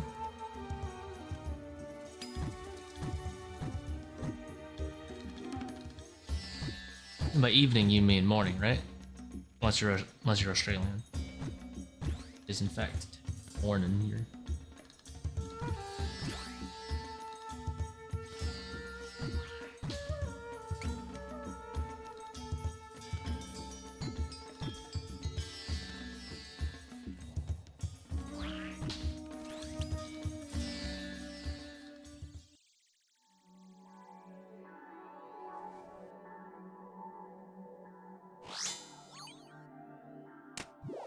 Fair enough. I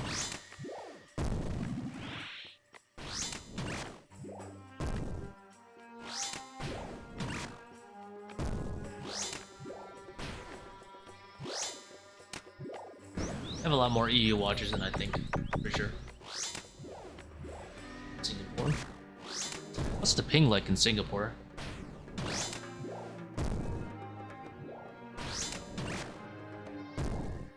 Assume most worlds are like 120 ping, I'm guessing.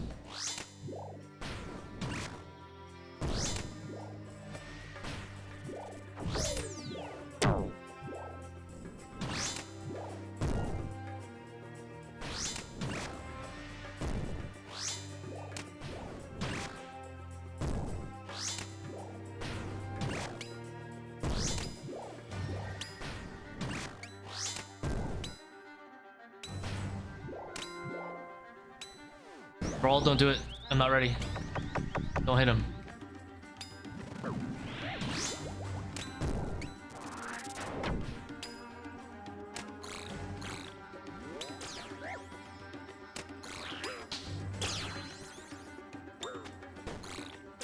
Okay.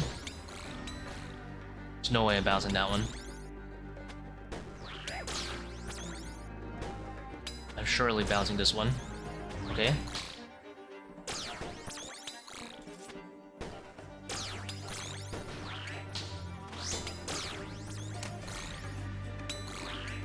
211, not bad.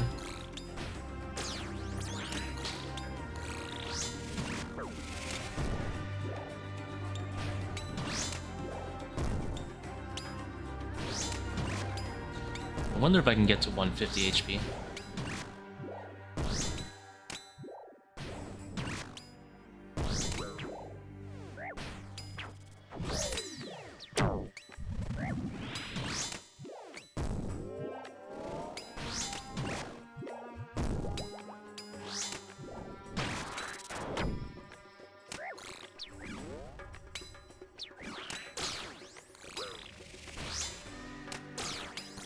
Alright, 2 melees max on this guy.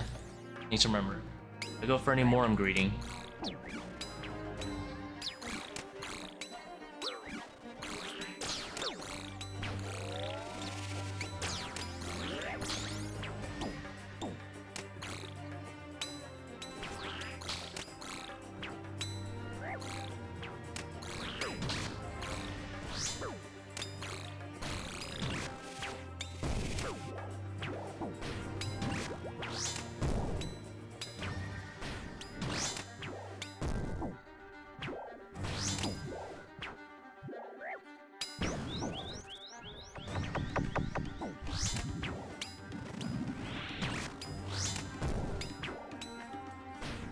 $170 ping, oh my god.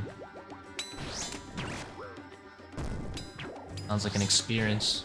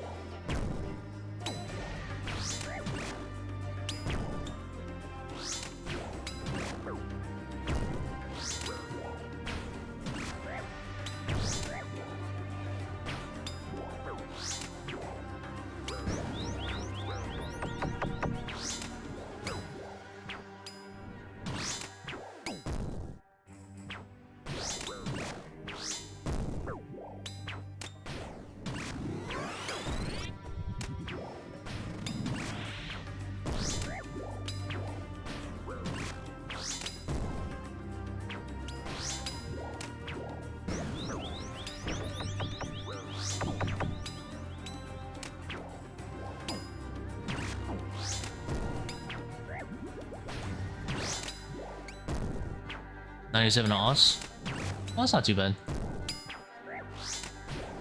But yeah, it does segregate you from the player base quite a bit. If you want to have any good thing. Well.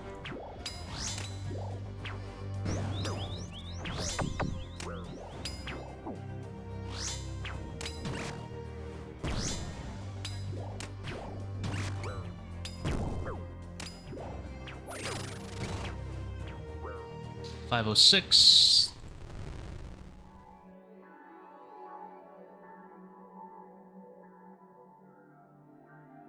Don't think that's very good, but there's potential. MFN.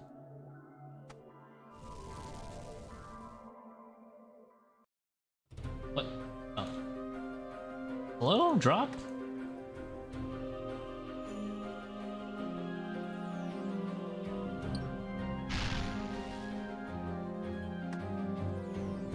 I think that was a level 2 Kephri anyway, so it's not that fast, but...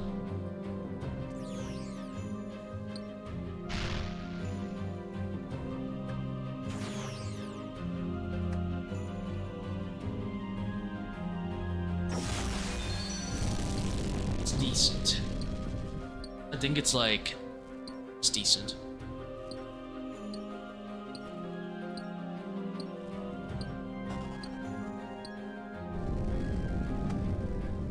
Any way to see when the pickaxe goes -1? Oh, you're talking about your level? Try this. Boosts information. It's on combat only by default, but you could always do both, and it'll show mining right here. Boost information.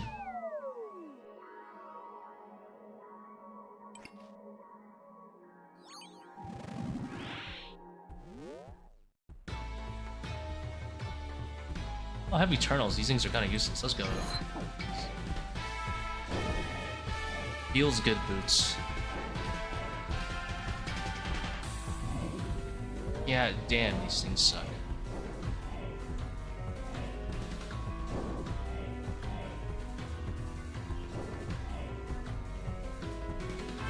Yeah, I've been watching your guys.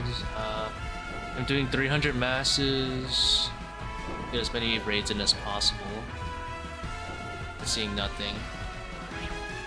So I switch to solo? I mean, it's up to you. Like, if you enjoy teams more at the end of the day, I'm always a bigger fan of people doing what they enjoy. But if you don't enjoy masses and you're just looking for personal raid and you don't really care, then yeah, you can always do some solos. You don't have to work on finding teams and stuff. Solos is also a really good way to improve. Because like you being cracked in a 300 mass might probably won't save as much time as you doing it yourself. So doing, let's say, like 400 solos or manual. If you have like typical Fang Bofa gear, then yeah, I would recommend doing like 400 solo, which is definitely doable. It could be a little bit more challenging, but it's a good place to work yourself up to, because that's like the one of the upper limits of that gear. You can actually do like 450s very efficiently with that gear, but it's really difficult. 400s is like a perfect balance of doable and sweaty.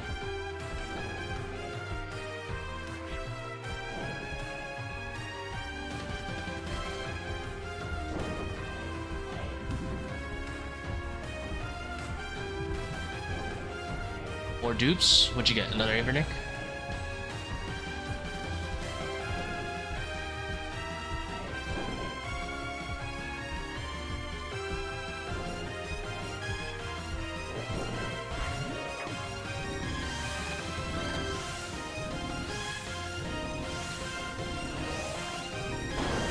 Oh, you know what game I installed yesterday, Young? I've never played it before, but Monster Hunter Worlds, because we were talking about it, and one of my other friends really wants to play too, so got it. Completely blinded in the game. I really like Phantasy Star Online, so I'm pretty sure I'll enjoy the game a lot too. Combat's pretty similar.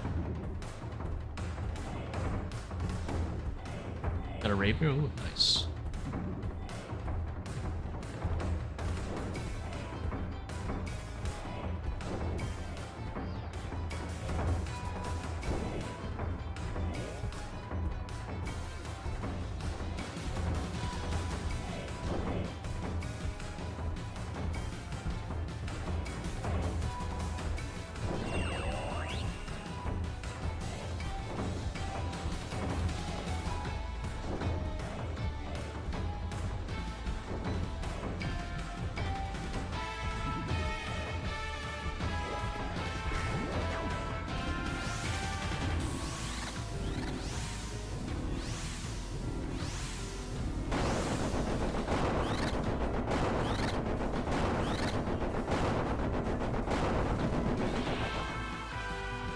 I'll attack too early there.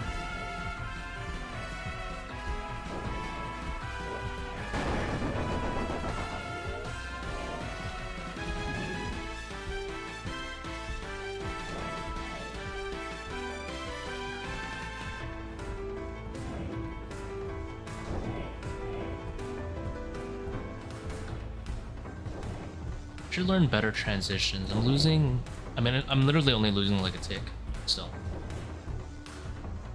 Oh my god, what are those clicks?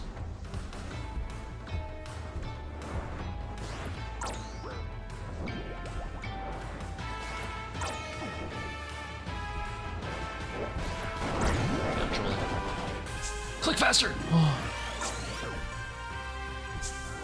Oh, not even close.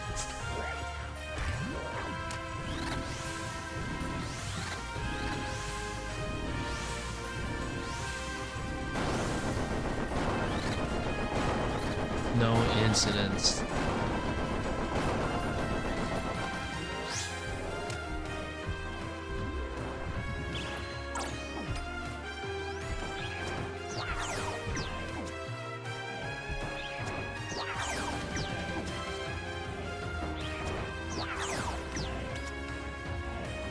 I swore I clicked backwards.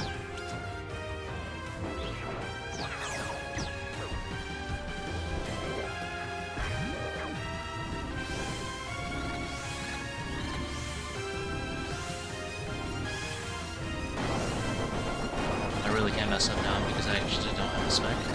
I didn't have time to click the adrenaline. It was only at like 1 HP.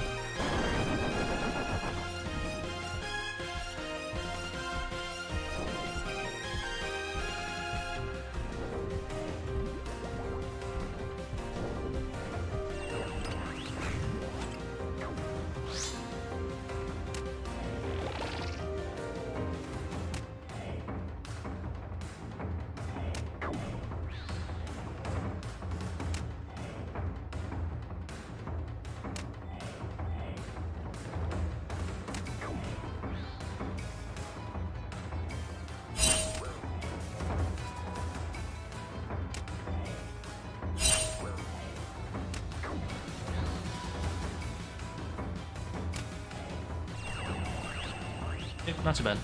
624. The time was bad, by the way. Really bad. Did I get the leaks ping? I think I used sound replacer. I'm pretty sure I used sound replacer. And then you can just look up league missing ting sound file and you can put that in there.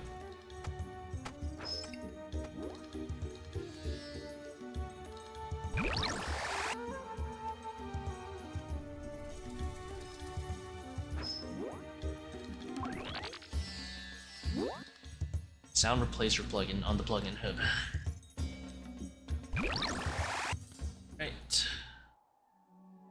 Time to have regrets about the Eternals.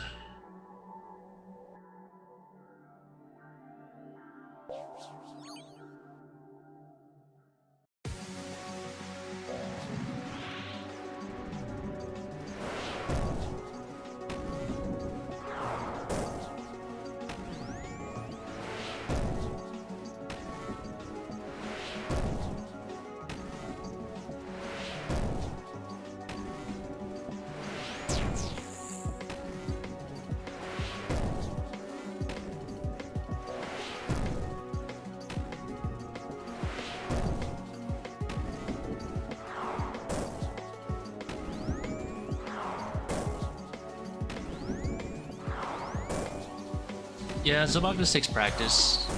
Like at some point you stop getting nervous.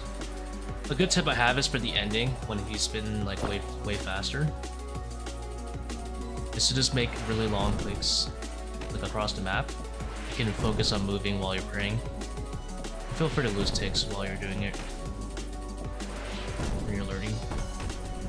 Usually click from here to here. Or vice versa from here to here.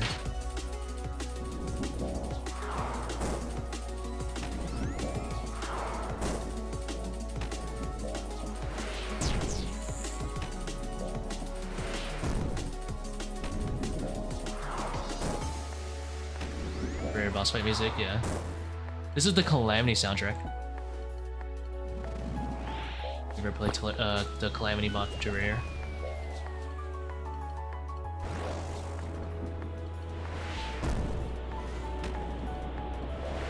Shadow on average better than Tbow. Depends on the circumstances. If you're able to reduce Zebak's magic level with accursed, sceptre, or seercull, then Shadow will be a little bit better for most people. But if you're bringing like a super split range switch, pretty much everything other than Venator Ring, and you reduce the box regular defense instead, then Tbow will be better. If you're not going to do any reduction, and you have like, let's say a 6-way mage, sorry, 6-way range versus 8-way mage, I'm pretty sure the mage one will be better, but almost everyone has some sort of defense reduction, whether it's BGS or Bone Dagger.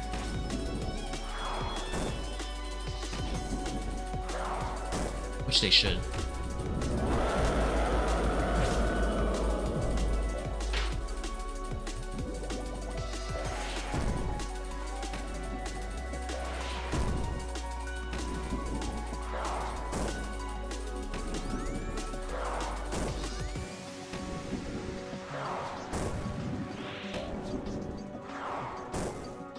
No problem.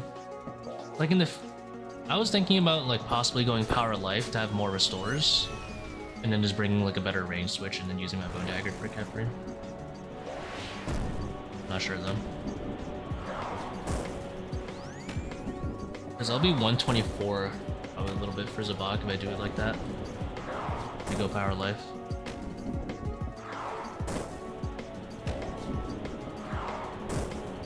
Ranged. Probably doesn't matter too much, but still. Probably I'll even be like 123 or 122, depending on how he's preserving it.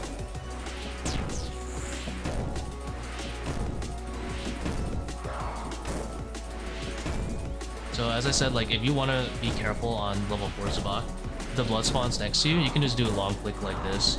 Just focus on praying. Don't worry too much about the attacks until you're more comfortable.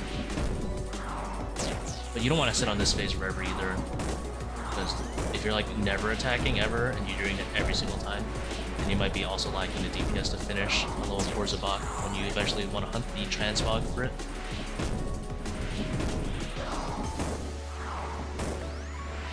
Or you just have to heal, you know, like Brew or Sun.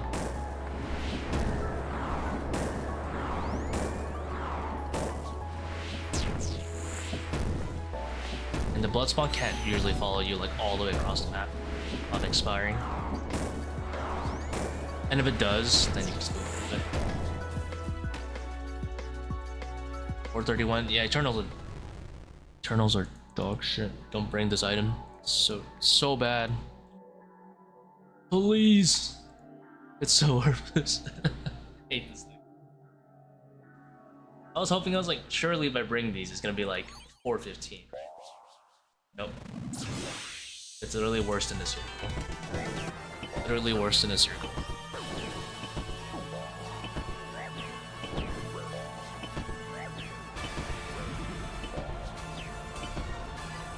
Seercull is bad.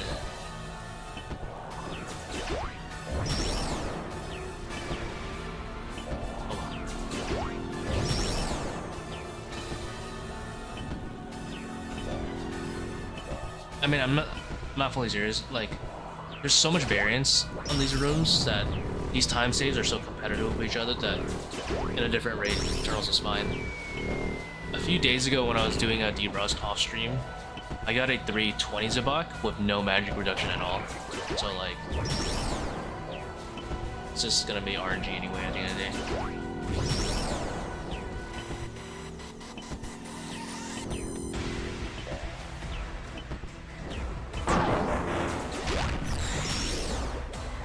I do have 4 doses of adrenaline though.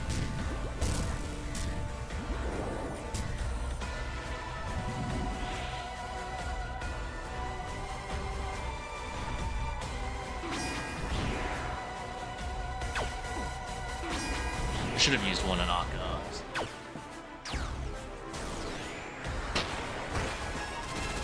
Cannot wait for the new quiver. You guys know about that?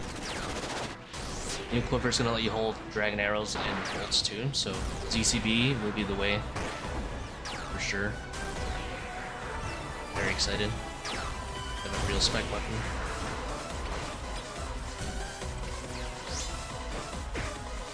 No, my helmet. I don't think it matters. Let's see. How do you spec on down to have yellow cares? Wait, what?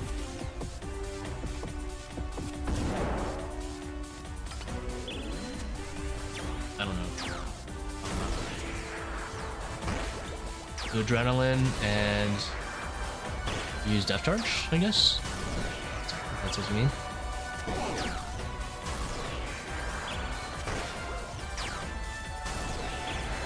Oh, you're new to yellow cares in general. Well, if you're new to it and you're doing like raids without dehydration, if that's what you mean, then generally you actually use your regular food and you just dump all your specs. You don't really need to yellow cares except for P1. Yellow cares on P1's fine because with light bearer you will regen your spec in time.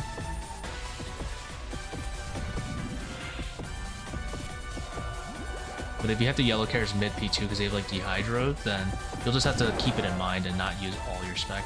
Even if you dump 5 DDS anyway, it's only 60% of your spec anyway.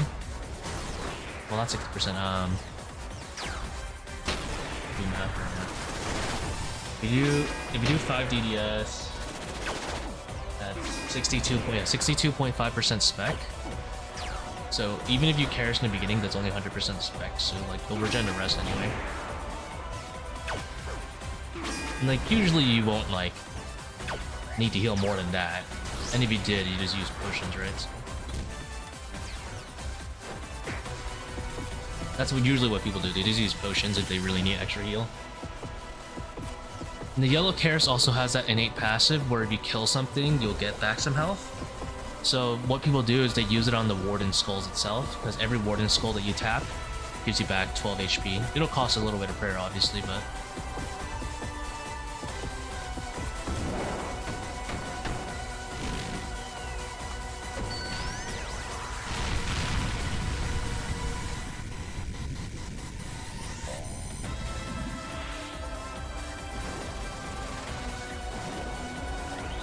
But there's no real tips to using it. Try not to abuse it too much though, because a lot of people, they end up noob trapping themselves with the yellow Karis, where they overuse it and they're like dumping DPS specs or defense reductions and, you know, like teams or solos because they want to be safed up all the time.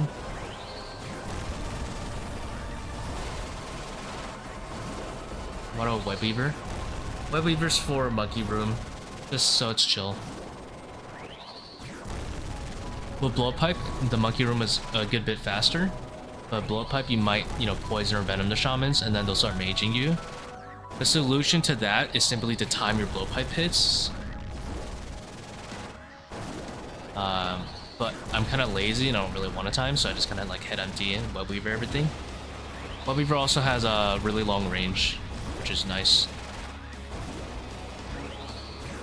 It's like a chill method, it's not an efficient method.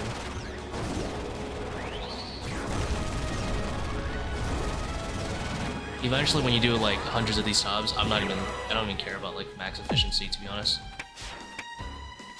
I just kind of care about like, gets the job done. Doesn't lose too much time. Like I'm only really losing like maybe 30 seconds across a whole raid having it. I save an extra inventory slot because it doesn't require ammo. That's nice.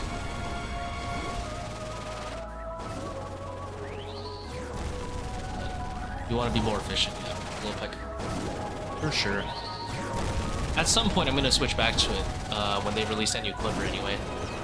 It's like, I think that would be hard trolling not to. Because the clipper's going to hold. It's going to, you know, reserve my ammo.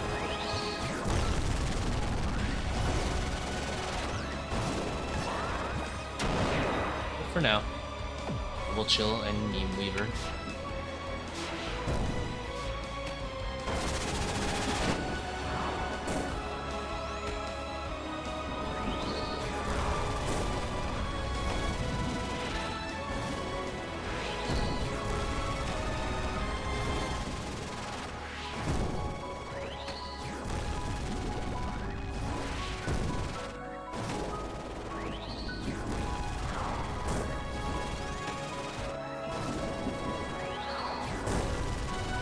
Did you replace Bofa with Corrupted Bofa?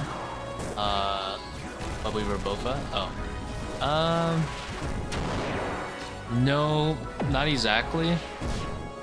So here's what I would do, hold on. So Bofa is worse in the monkey room, but it is workable. You'll lose a little bit more time than even Webweaver. But Bofa is way better at P2 and at Akka. So you'll have some pros that come with it. The thing is, Tbow is better than Bofa, even with like a 3-way switch by a good bit. But it's not like a crazy amount, like maybe you'll save like 6 to 10 seconds across a raid. So if I were to bring a Bofa, I wouldn't bring Tbow either.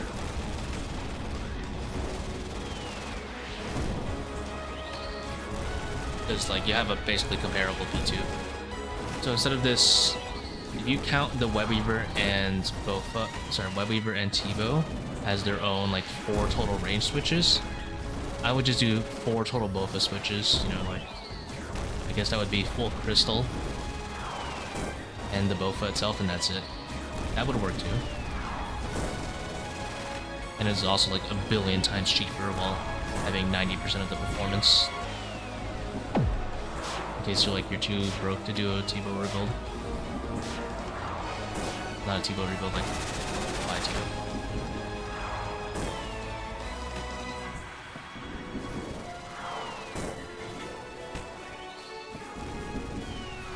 Like 540s are actually surprisingly shadow rebuild friendly. Shadow and a Bofa and you could do 540s.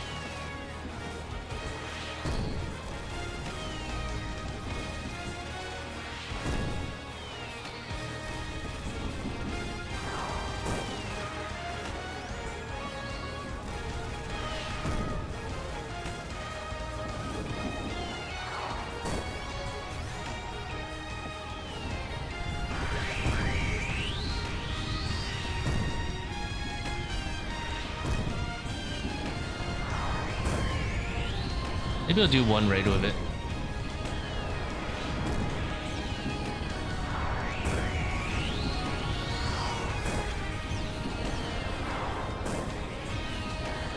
There is one downside to Bofa, I guess, is that it's a little bit more annoying to skip Baba boulders with it.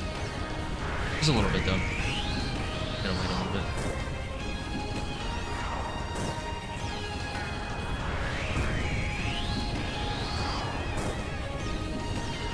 We'll lose a tick there.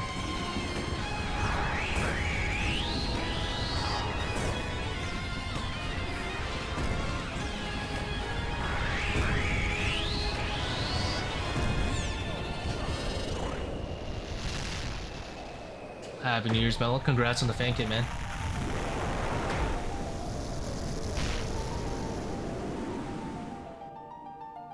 Never purple. Journals are terrible. Oh. Things. There be things here.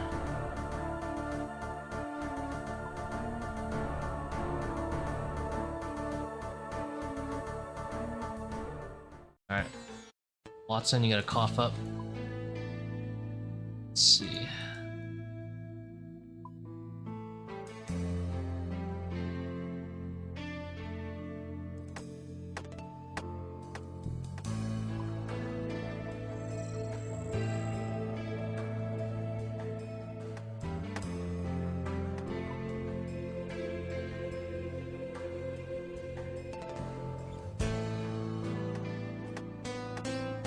All of oak planks.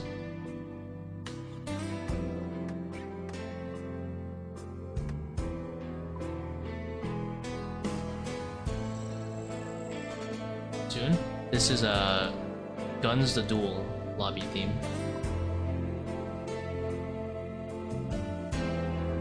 I'll type it in chat actually.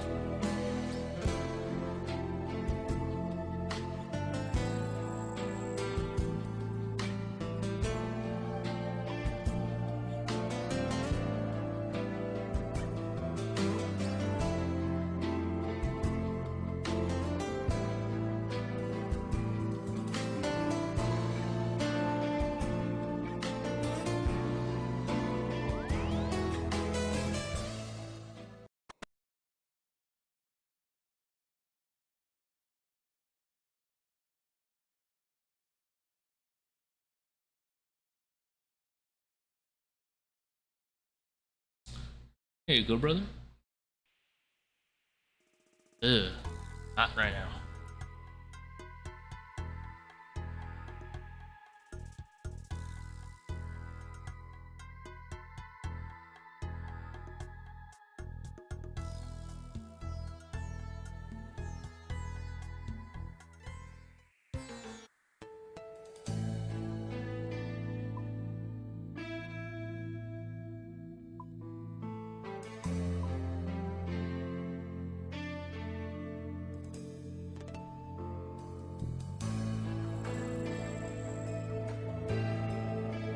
What you could do, you could try something like this setup too. in case you don't want to bring Masori or your 2 broke out Tbow. You try this is like a good alternative setup.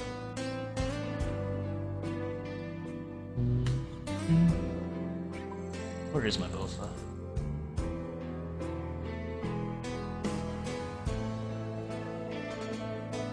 This is like an insanely good setup.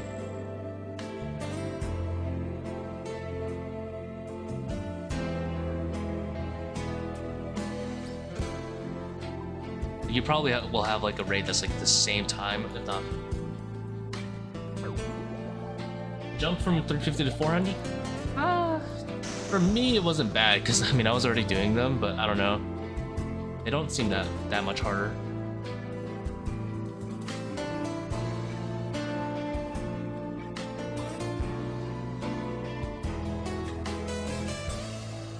Both only tried it.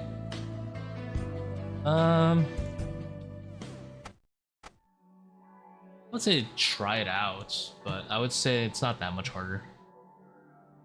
Honestly, for me, the difference between 400 to 450 was bigger.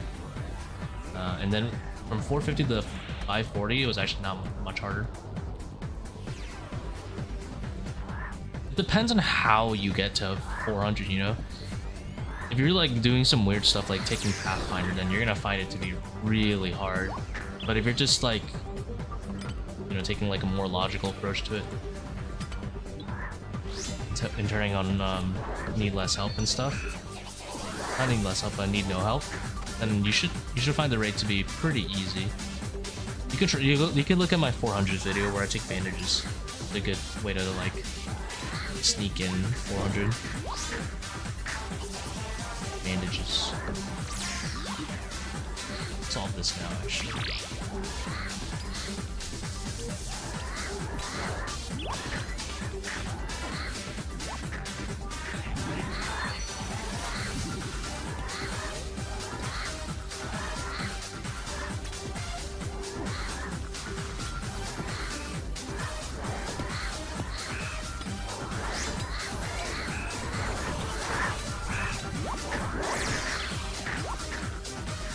Alright, you win today. Oh, I didn't equip my bow.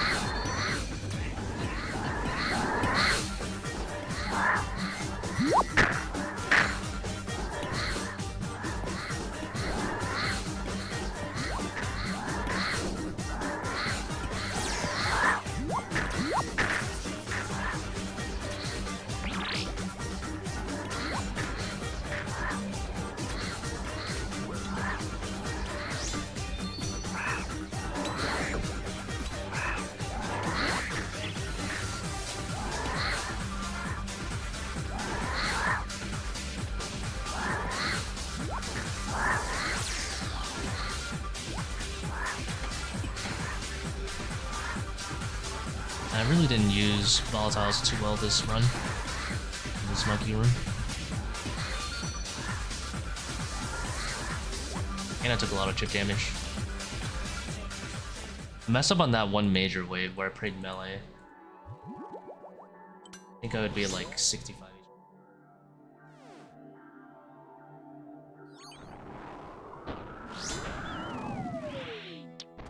That's a good bone dagger.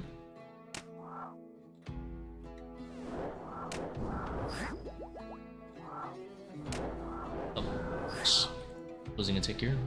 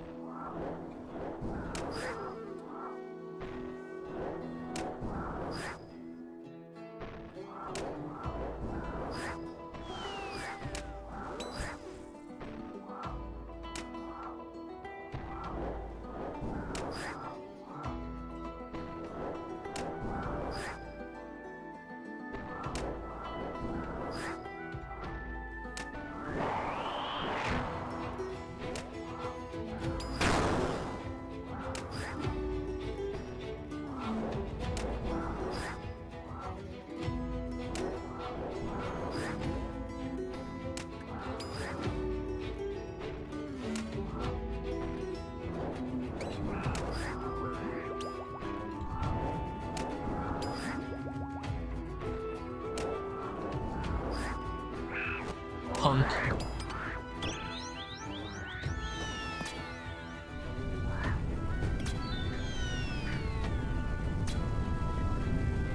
Yeah, that skip is a little bit more awkward. You gotta... The timing's a lot more narrow.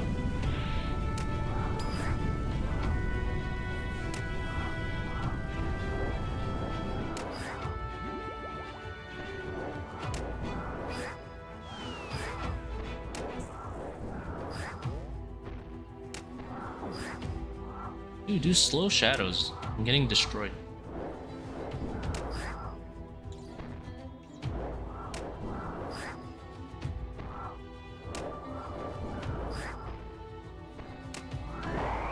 No shadow, no, because shadow is so low DPS. On Baba that it's not really worth it.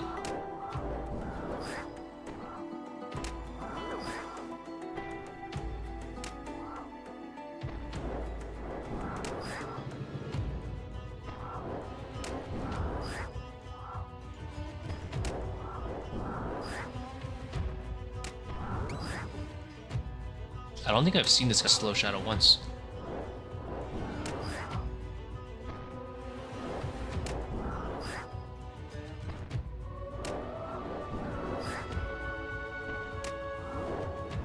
There it is, finally.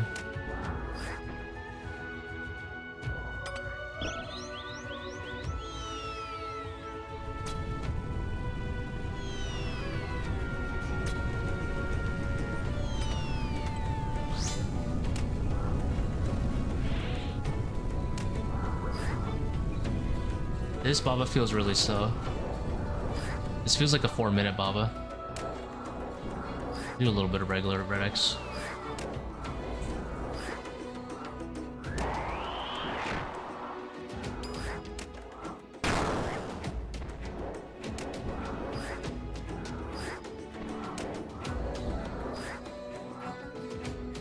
Alright, we'll go back to 5 ticks for a little bit.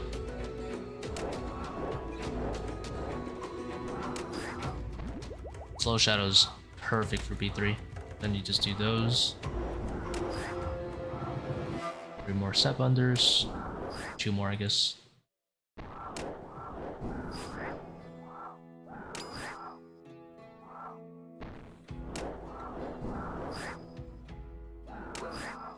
Alright, back to regular. Or 10 for a 20 bone dagger is absurdly slow. Unlucky. Casey, did I get the shadow drop? That's a good question. I've had 3 total shadow drops. I got the first one pretty spooned. It was on like 70 or 60 normal, I can't remember. After that, I think about like my 160th expert. It's on video, I don't remember which KC that was. And that was my only solo shadow drop, actually. I got another team shadow somewhere in like the 600s when I was doing some duos with JC when he was hunting his shadow on his iron. I'm actually super unlucky when it comes to solo shadows. 'Cause I'm probably dry, like... You're supposed to get a solo shadow every... how many raids? It's 1 in 19, I think? Oh. Less than 200 raids, like, basically.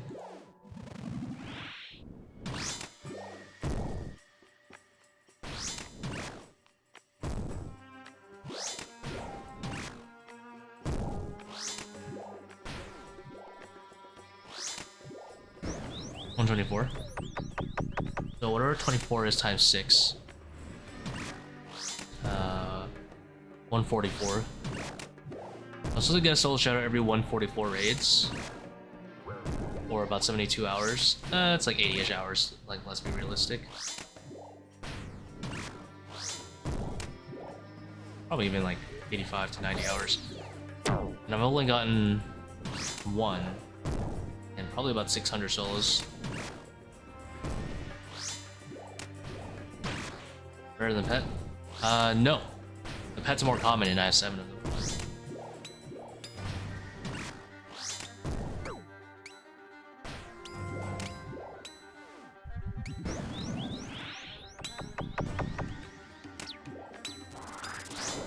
I think I just hit this guy once. Now we go for 2 hits.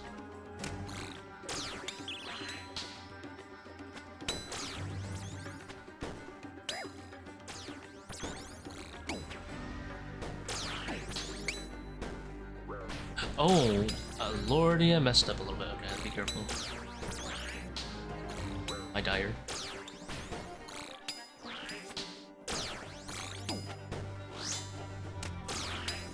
I didn't notice I messed that up.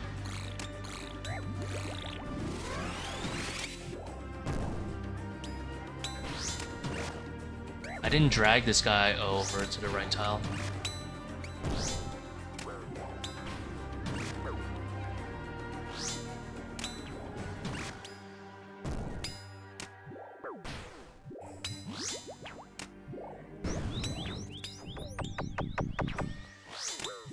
When I went to melee him, I didn't drag him over.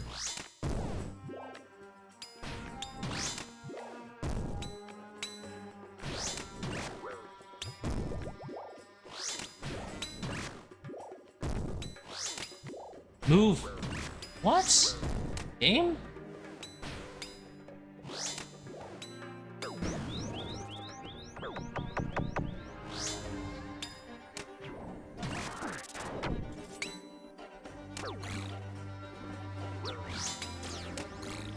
Alright.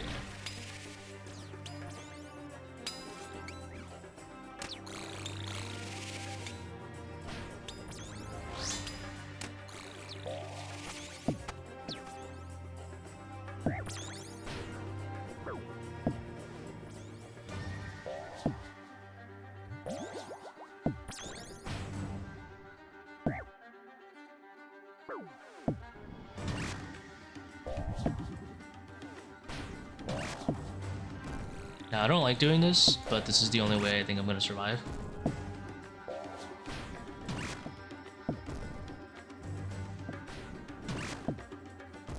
Because it's really inaccurate to mage these guys, but I think it's the only option I have right now. I don't want to lose the run.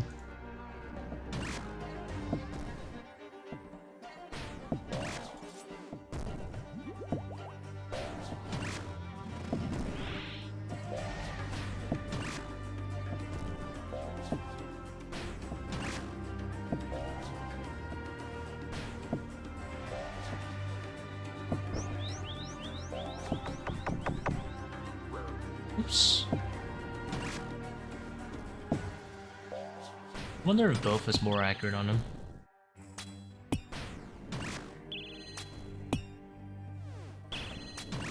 Probably is, to be honest.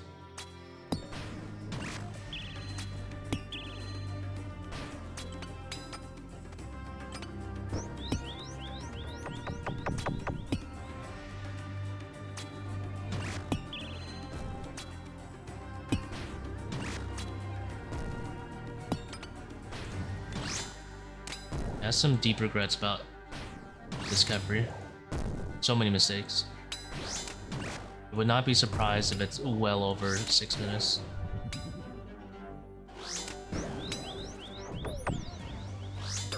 Hello?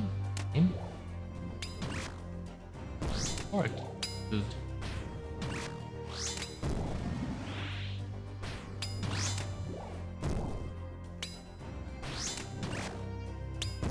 It's a really punishing Kephri method, though. For sure.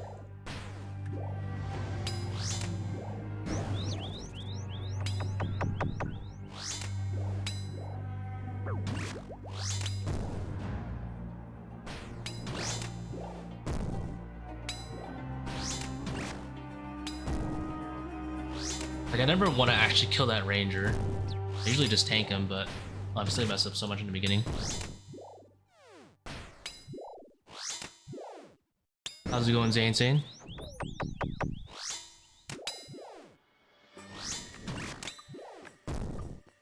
think I'm about 45 seconds behind what I'm supposed to be to a minute.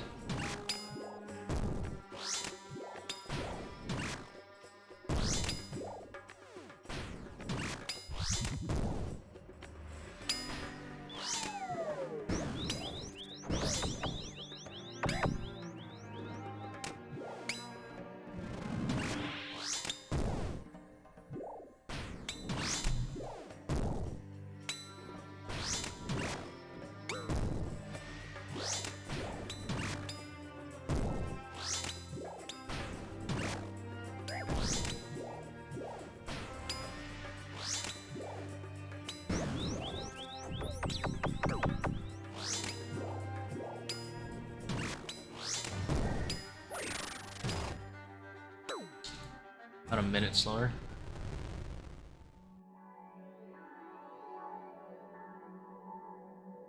Better than throwing the run, I guess.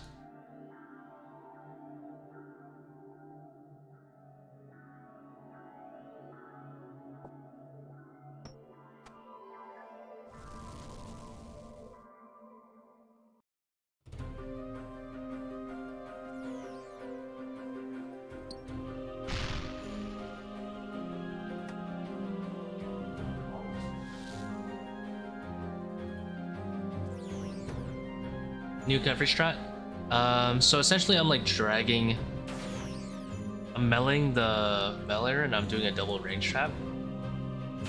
And then while the first ranger is trapped and can't see me, I'm swarming and bouncing. I'm bringing melee while swarming, right? And I'm dragging the melee onto the swarms while I'm chinning the swarms. If I'm doing it correctly, I'll be able to bounce about 3 to 4 chins worth of damage onto the melee or 2. Which should bring it really low and still have Kephri around like 200-ish to 150-ish HP if I'm doing it correctly. You kind of have like a swarming plus the melee is almost guaranteed kind of thing going on. And then you get to ignore both rangers later.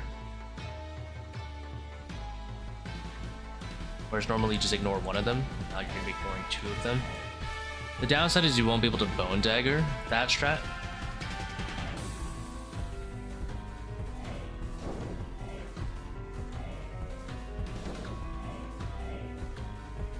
I think on average, if you're doing the melee trap method, you have to kill the ranger, the first one.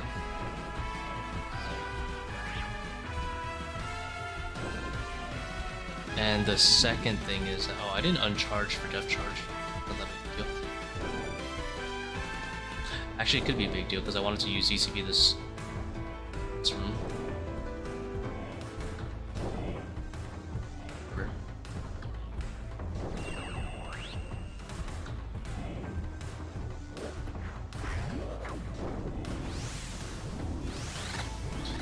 This thing behind both. Oh, I just wanted to test it.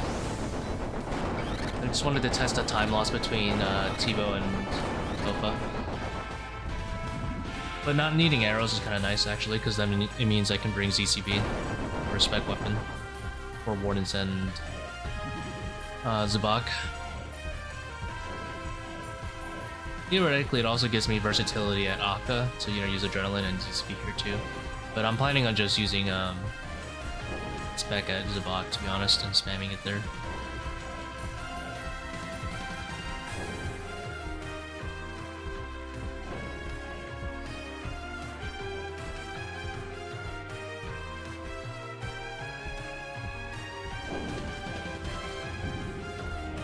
Your sceptre nerfed? Yeah. It used to roll off 0 invocation. Now it just rolls off the normal invocation that you're currently on. So we're going from 70% accuracy to about 30%. I don't really think it's worth it anymore.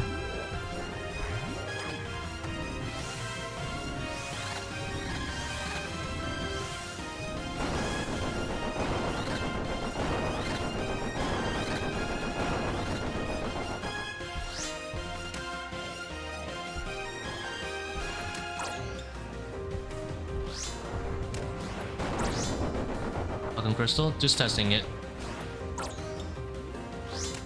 Just testing a time loss between Crystal and P2.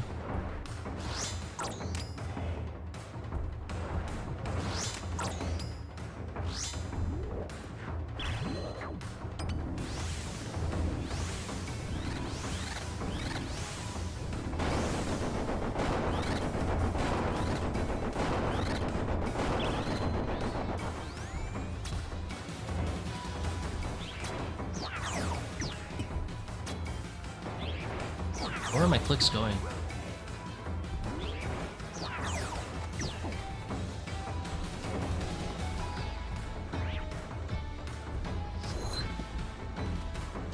I swear I'm clicking like more and nothing. Like I'm playing on a 9 ping world and it feels like I'm playing on like 150 sometimes.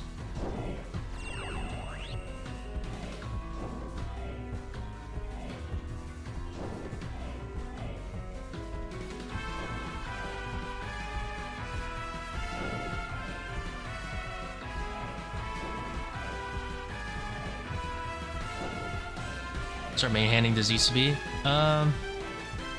Yeah, ZCB is better than Bofa, but it takes a bit to get used to. Because you'll hit yourself a little bit more with the root bolts.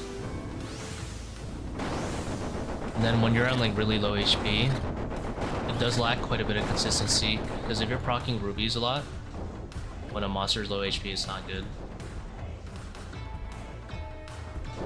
It's really bad. I wouldn't recommend the bolt switch. So, in case you have like another spec weapon like Voidwaker, or then you can always like finish off with Voidwaker when something is really low. But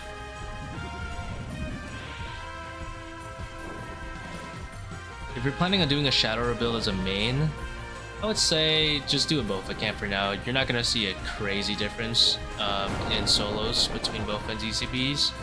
You'll notice it more in teams because you'll be able to spec more, but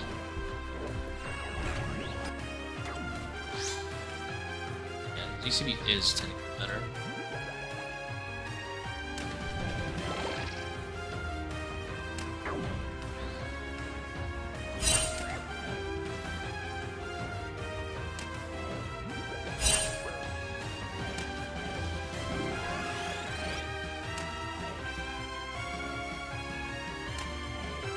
Oh, I thought that was my third successful hit already.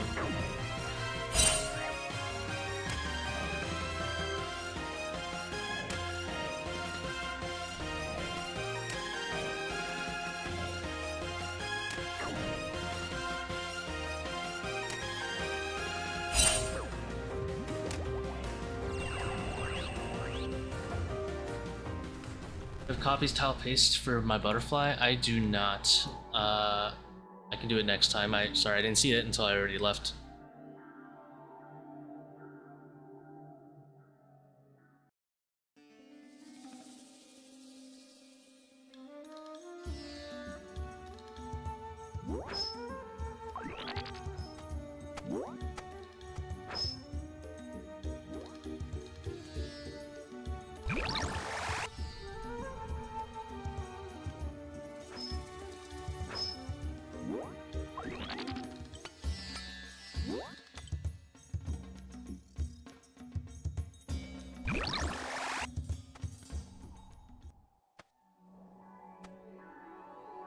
This is gonna be nice though, being able to spec with this guy.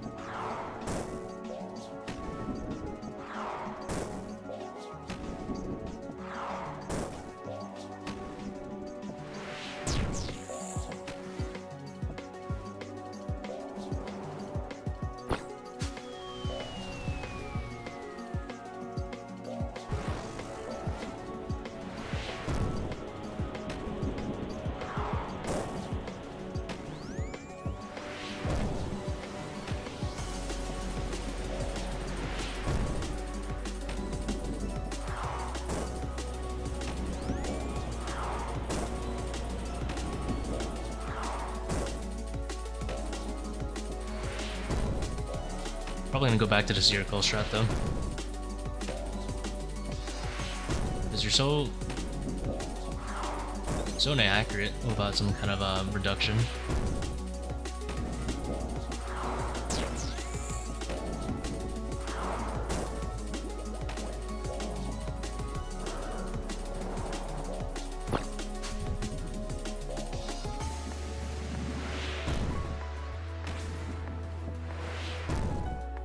I guess the appeal of this strat is that although maybe your Zebak is a little bit slower than using the accursed scepter, you get to use ECB for wardens, I guess. It's really nice.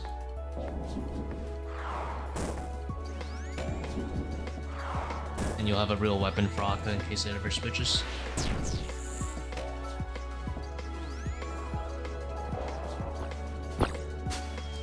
My Kephri clicked. Yeah, I'm gonna blame it on lag. You can't tell me otherwise.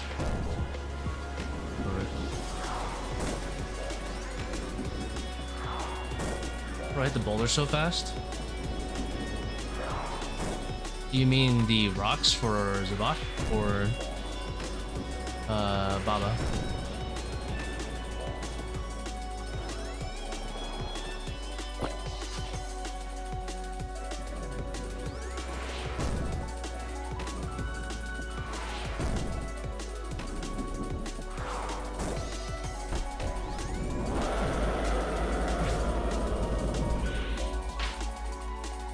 Box builder?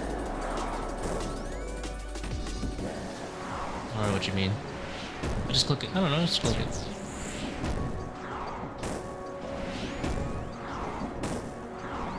Jug. You roll it and then click it? I don't know. I just click it as soon as I could roll it. I roll it, I wait, I take it, and then I click it. I don't have an answer to that. I just do. Is there normally a delay or something?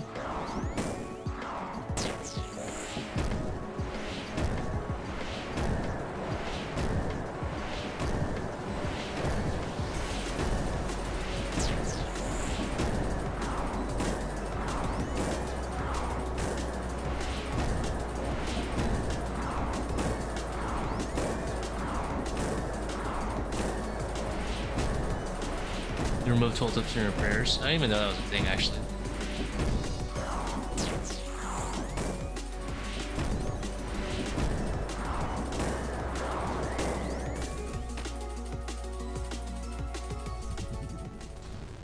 Tips. Disable spellbook tooltips. That's cool.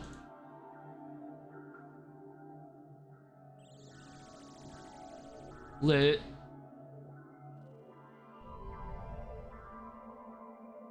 I didn't know that was a thing.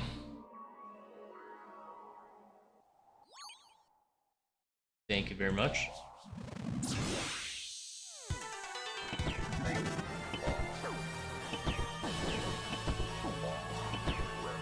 You spam click? Oh yeah, I usually don't spam click because I might like move or something weird.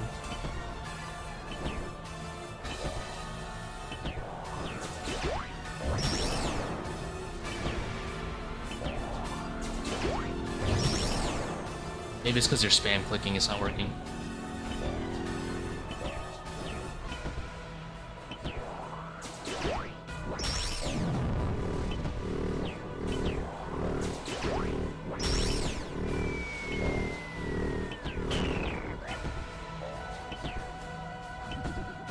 Alright, let's see how much worse the bow does for P2.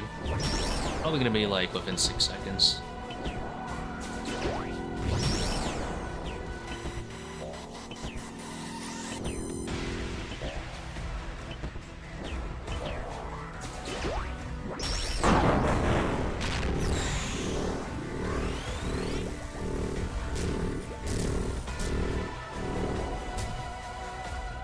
Do 625 to entertain.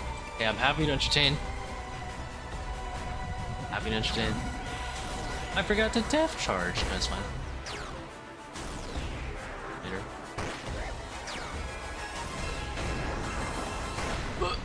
Almost missed that.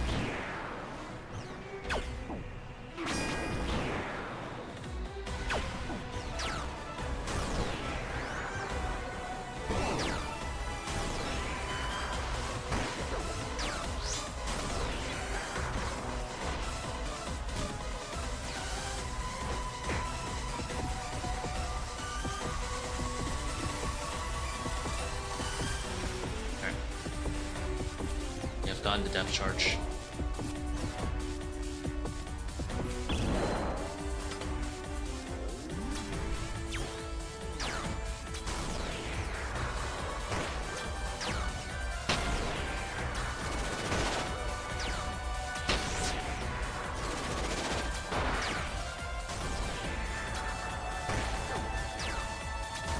Actually a good bit worse with anguish and all the range switches.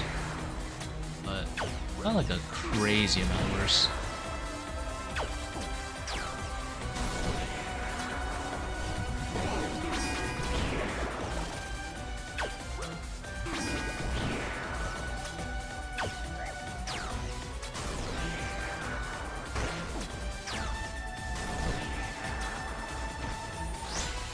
Has a nice advantage being faster.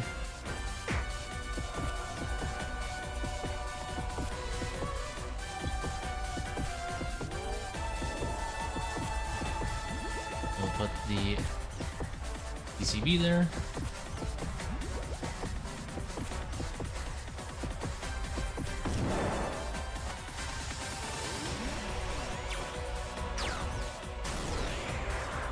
But should also be better in Monkey Room. It's actually worse than Webweaver, surprisingly. But it's like very similar performance. So the Bova setup. Oh, I just wanted to test how much slower it is than Tbow. It's not that much. Maybe like somewhere between 6 to 10 seconds is my guess. But it is kind of nice because it doesn't have an ammo slot. You can kind of put like bolts in it or something.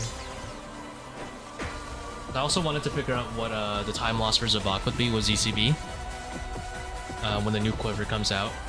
I kind of wanted like a little preview of the new setup going down a few months later. Yeah, overkill is huge. That's why I'm saying Webweaver is a little bit better. It doesn't have as much overkill.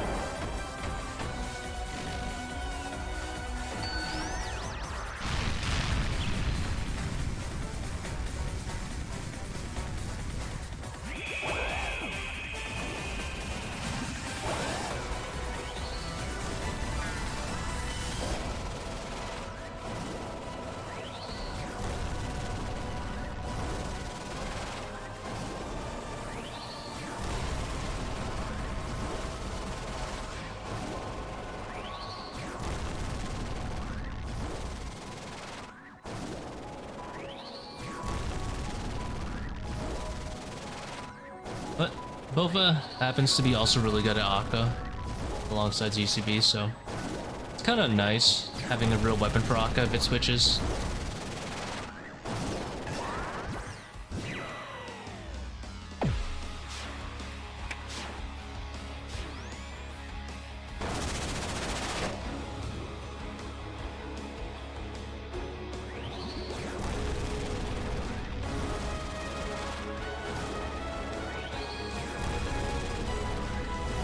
Fairly certain this is worse now.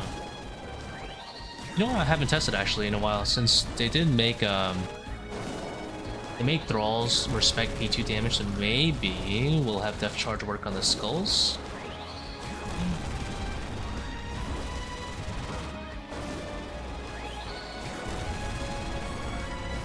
Mr. Perfect Kephri swarming. With my new method, I'm actually not even looking to do perfect Kephri swarm anyway.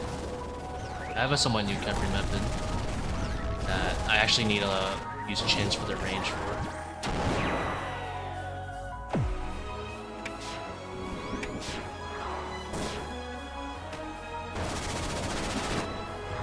So I actually do need a webweaver. Well, I mean, I just use chins for actions. But yes, I do plan on bringing blowpipe once the new quiver comes out anyway. I'm going to be doing a similar setup to this. This will just be Masori and new quiver. So the helmet will be similar.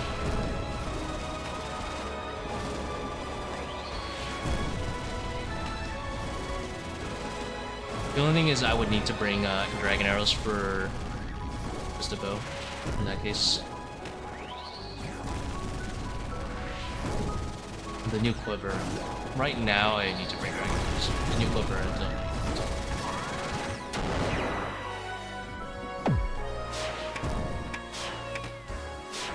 Charge.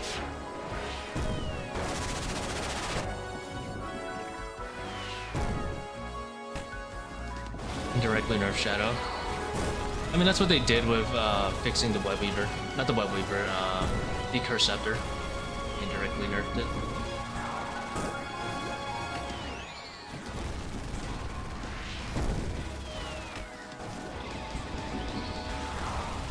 Max range, a thing for Zebak. I mean, it's always been a thing. It's always been better than Shadow if you actually put in the defense reduction. It was equal to if you didn't bring. It was equal to Masori helmet if you had accursed scepters. But without accursed scepter, you're gonna have to use like a seercull or something, which is fine. Like, At the end of the day, like, you've only lost like maybe 6 seconds compared to before on the raid. It's not really that big of a nerf. I wanted to do Shadow.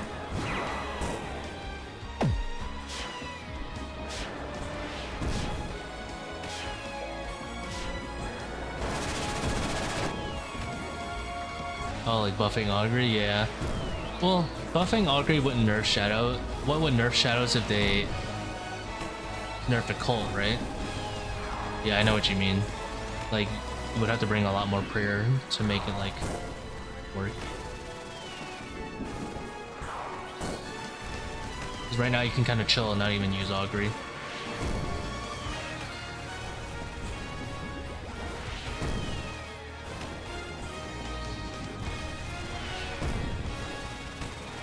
Which is a pretty sizable nerf.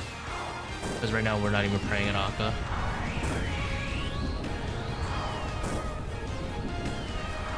Or this boss. And that'd be a lot of extra prayer drain.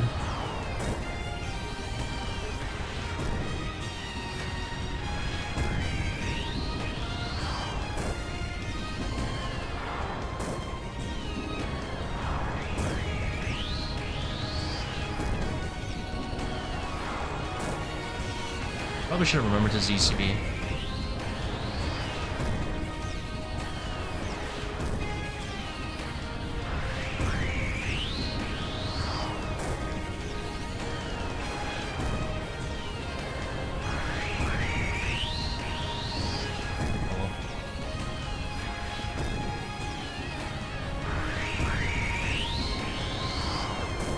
Oh, it took a hit.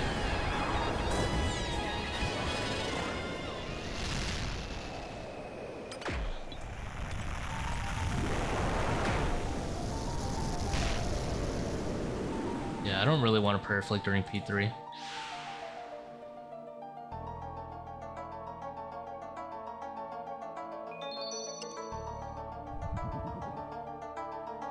Dry. I think I'm dry 5 raids. Well, it wasn't that much slower. Pretty good rebuild setup.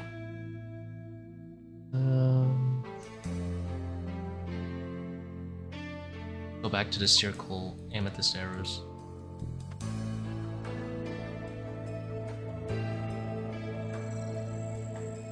What time is it? 30.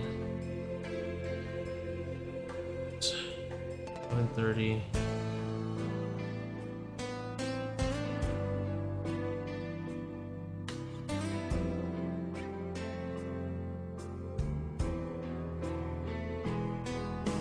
Seercull? Yeah, I'm using seercull in place of accursed sceptre. Can you explain standing where to stand after skulls?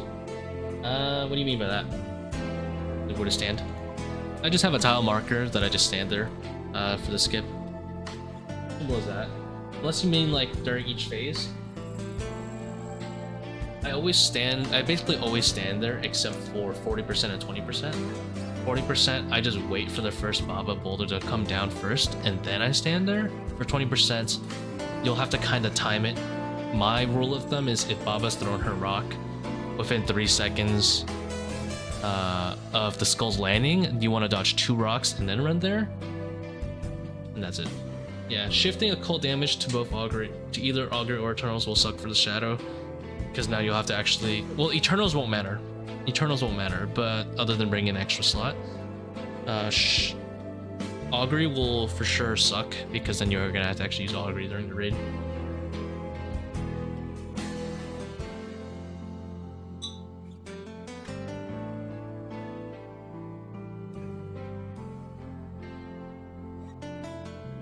Yeah, it's still a slot, but I mean, 1 slot's not a big of a difference. No Tbow at all. Oh, I still have it. I just forgot to take it out.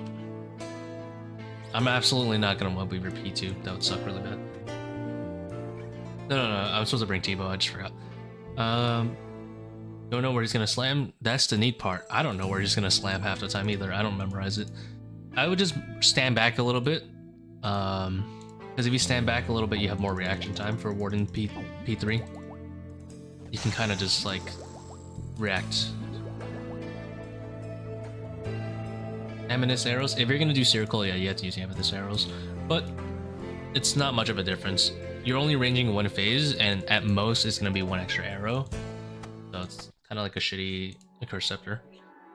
The saddest thing about seercull is that you don't really get to use it for P3 and save like a few seconds because it's like bad DPS. The only place it's worth using at all is Zebak. Like whatever.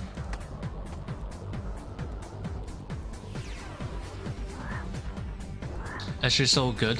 I would recommend SGS if you're doing like the 3 down with no overly draining. It's not bad. It's alright. I wouldn't recommend it in an overly draining run just because you don't really get to use it that much. Unless you're maybe doing like an overly draining without the rings, which is kind of weird. I don't know why you would do that.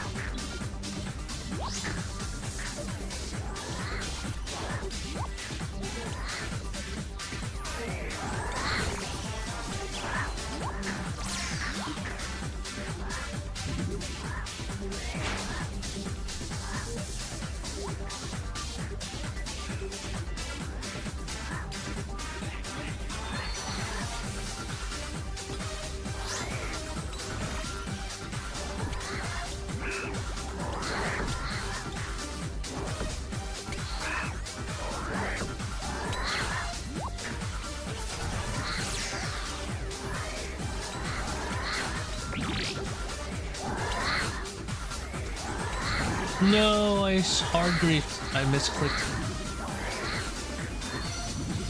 Now I have to kill these shamans normally. What a disaster.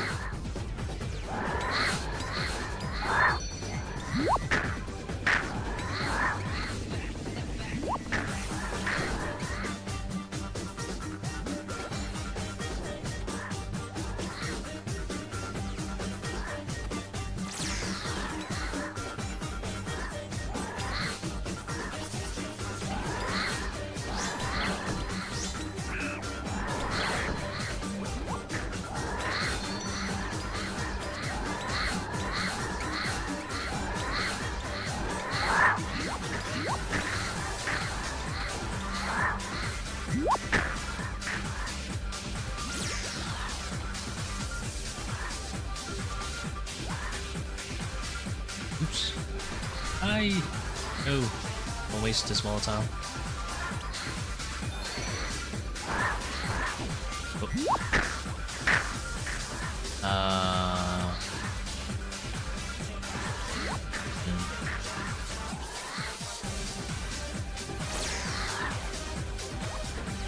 Now I could take a 30-second loss and not do the monkey room again. Just sun. But I'm kinda like not really happy with that monkey room anyway. No. I really want a bone dagger Baba. So I will do monkey room again. Professionals have standards is my excuse.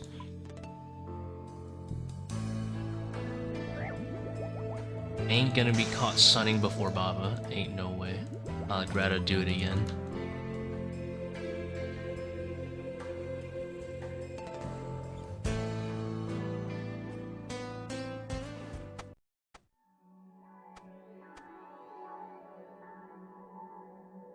Yeah, SGS can't be used on the Warren Skulls at a clutch. I would highly recommend called SGS for like 500 kit run. It's so nice. You have like infinite supplies. Just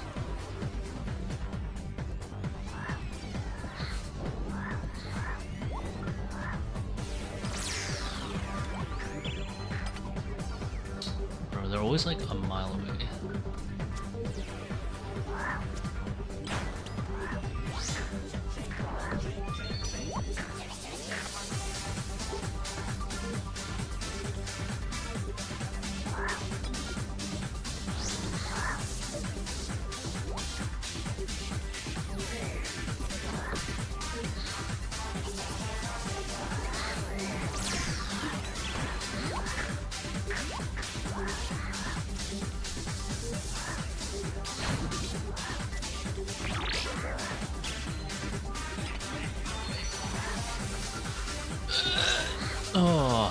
saved.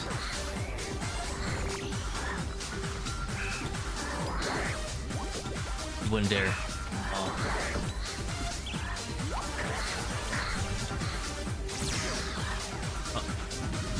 Terrible cooking. No, I'm wasting this volatile a little bit. I'm gonna use it on the shaman here. Can't really complain, at least I use it though.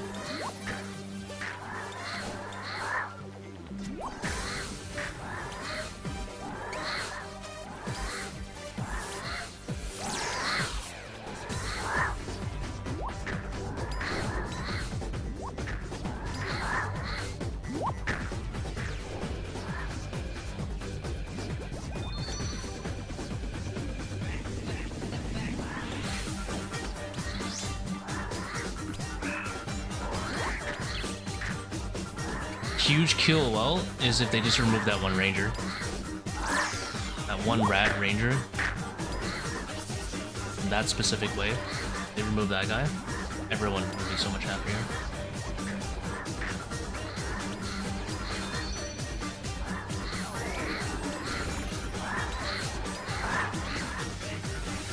That's toxic. We'll take out the other Molotov too.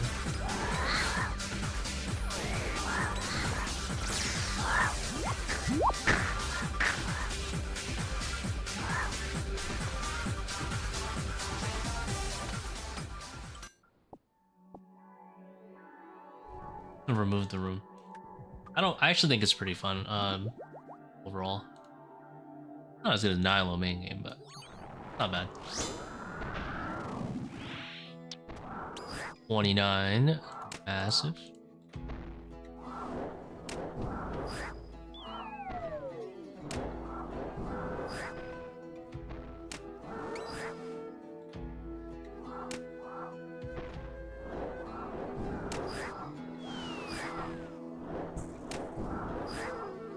Yeah, you ignore him and then your 5-1 gets doomed.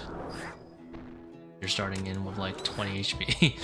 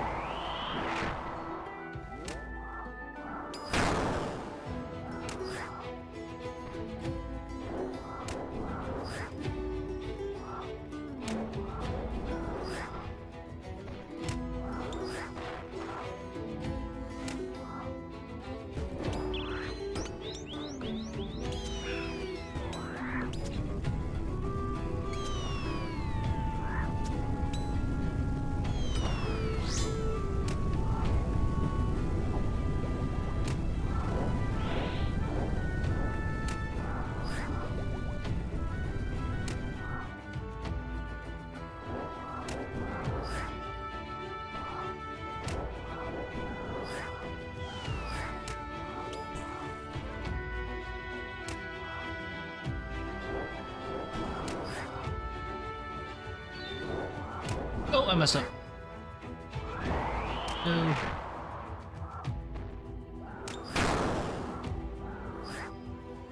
I don't know what cycle I'm on right now.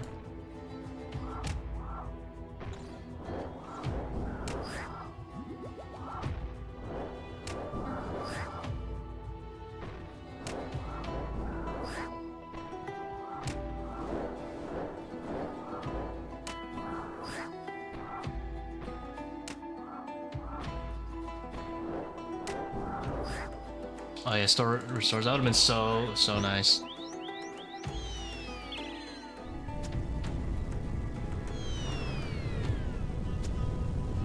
They should let us restore stuff early. That would be so nice. Don't summon monkeys, I'm begging.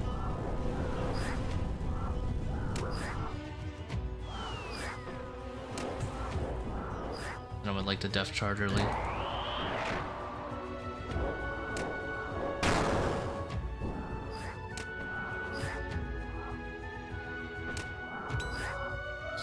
I wasn't paying attention. I could have probably red X'd there a little bit.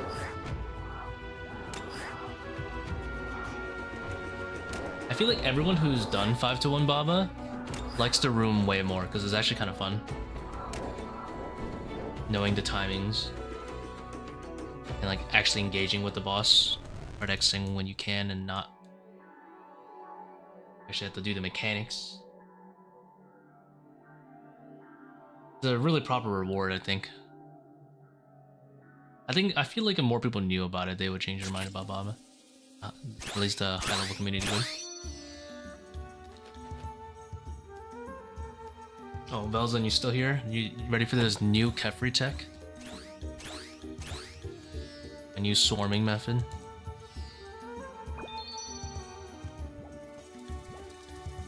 I'm still bad at it, but let's see if I can pull it off.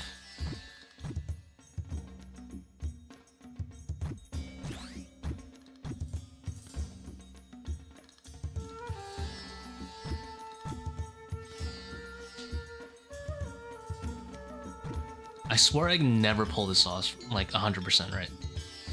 But we'll see, we'll see.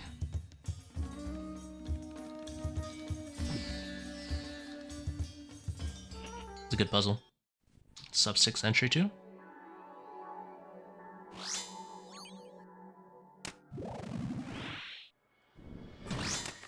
Close to maxing. Ooh, congrats. What's your last skills?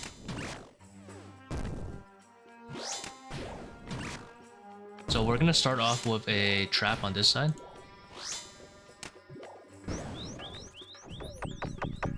And then we're gonna trap here next. The obvious downside to this method being that we have to wait for the second trap. In case our DPS is like bonkers, we have to wait. Same weakness as regular storming, of course.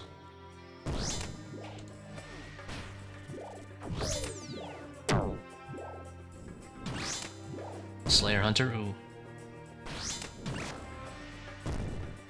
Hope you're. What are you doing for herbivore? Or are you just doing like birdhouse or something?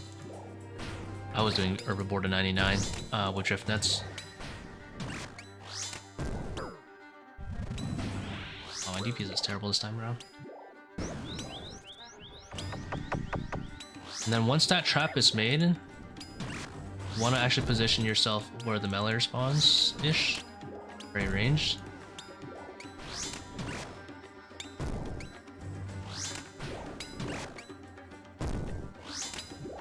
Stab this guy once. Run over here. Very melee. Stab again. On rigor. Chins. And then chin while bouncing it onto the melee. Now you're gonna be safe on this side, so you have to be careful not to overextend. Any more east. Bounce those on that.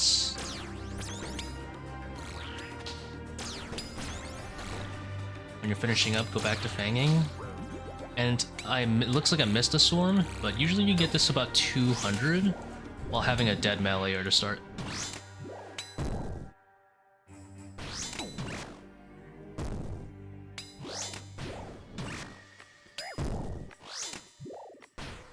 Then pray range and set ready for a second range trap.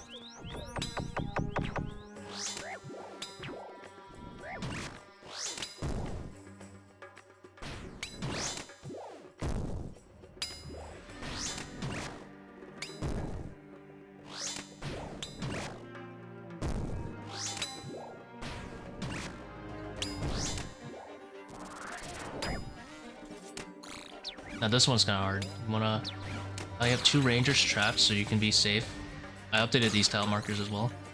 I don't greed anymore on this soldier because every time I greed, this guy doesn't proc and I die.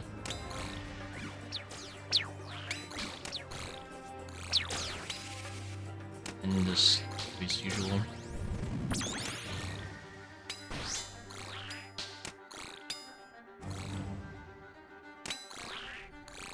And you can just pray range to tank the rest. Or flinch the rest if you want to be like sweaty with your run energy. That way you can bone dagger here instead. But I'm too lazy to bone dagger here. I'd rather just save it for sun. Yeah, there's like 2 instances where you can utilize blowpipe. You'll have to switch them midway because you do want the extra range from the chins when you're reaching back there.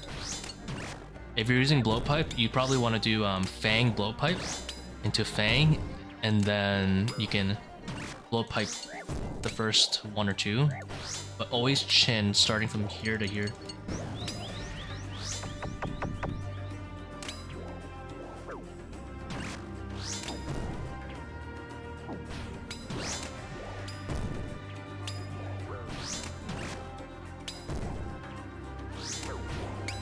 Hit 0? Yeah, it's because Kephri doesn't, Kephri's like bugged and the bone dagger doesn't work. Except for like one small instance, which is after P1/P2. I'm really good HP here, so I could probably bone dagger.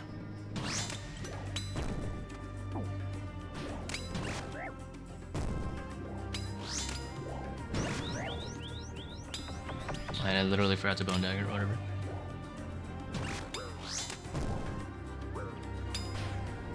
Oh, you were trying the other range trap, the second range trap? Yeah. I hate the run energy problem though, it's like a huge deal. Most of the time I'm like usually out of run energy.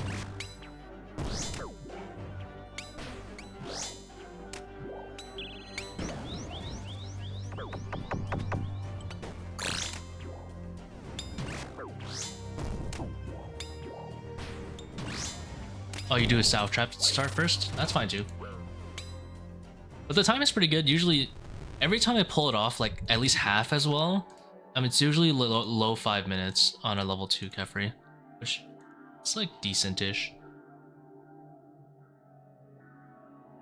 If I had a blowpipe for the last 2 swarms, I imagine this is sub 5 every time. Much.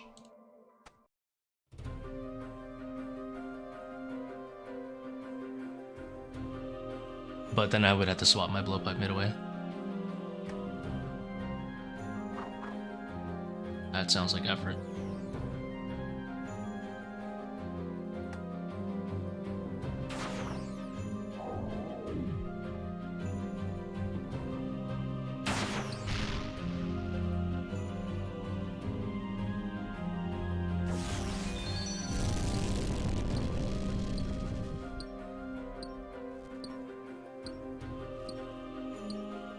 Yeah.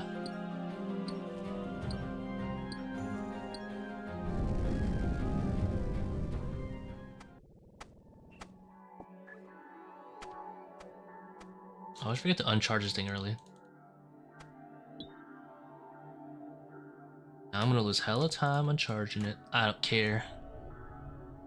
This is why solos are great. I can take as much time as I want.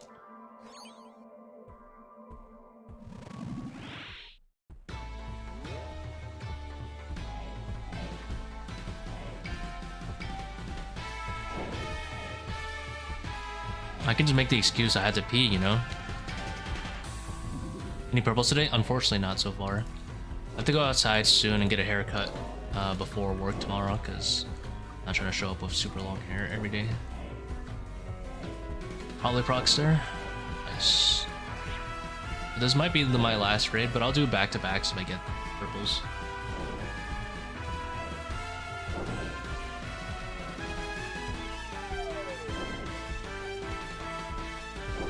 Between hits on the core, yeah, I've done that. I actually did that, I think, 2 raids ago. It's actually not as hard as you think it would be. If you have the charges calculator plugin, it's actually not that hard. And at the point, even without the charges calculator, you can just uncharge it, quick cast it real quick.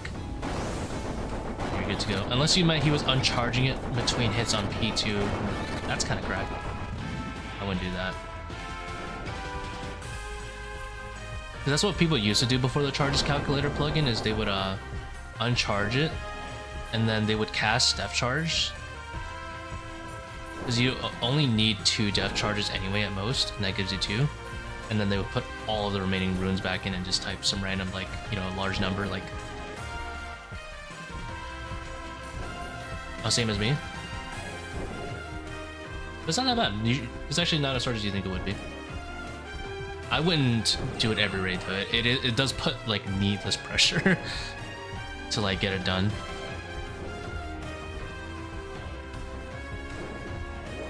But it is, I guess, the play if you want to go fast.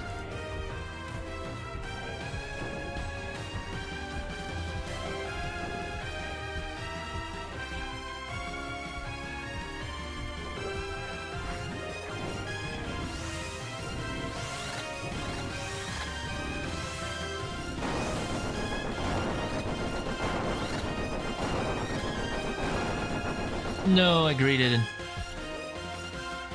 I am eternally punished.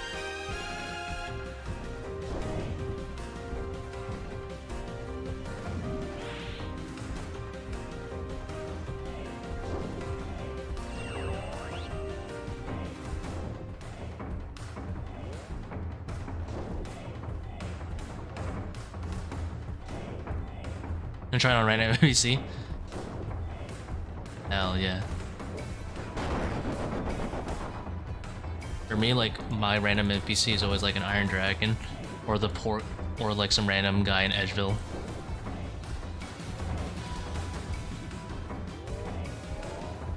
Don't switch. Don't do it.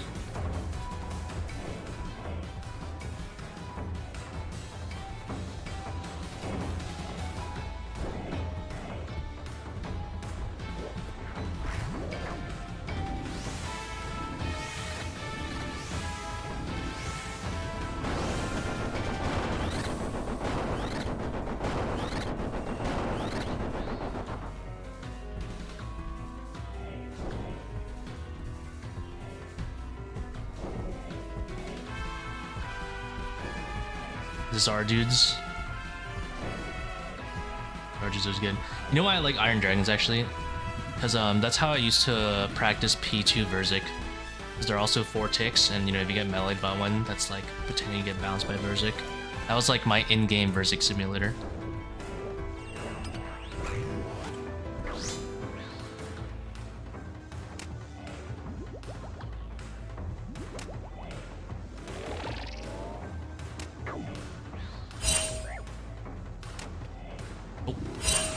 Sunning.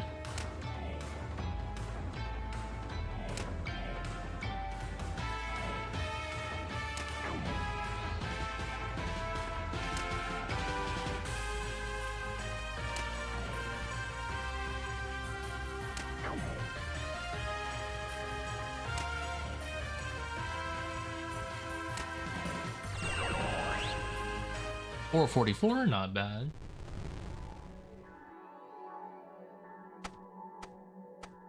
Learning top was enjoyable for you? Yeah. Learning top is always like the funnest raid to like learn.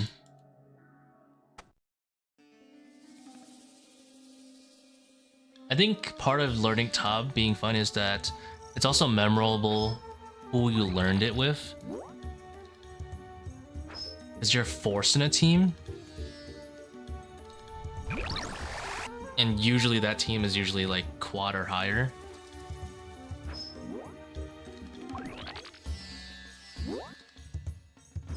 People don't usually pick up pugs. It's like, oh, for me, that's like my reasoning behind that.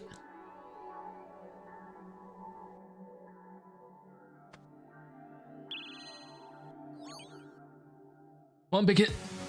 Oh my god, it's better than the sceptre, boys. It's better than the sceptre. Sample size 1. All I need. I don't need tile markers anymore. Or my leaks tile markers.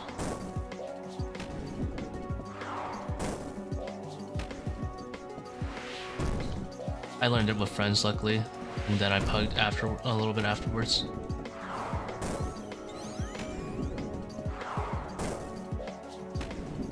Watch this as Zebak, even though I drained 20, like, whatever magic level, it's gonna be slower than my last one. Like, I'm already hitting nothing.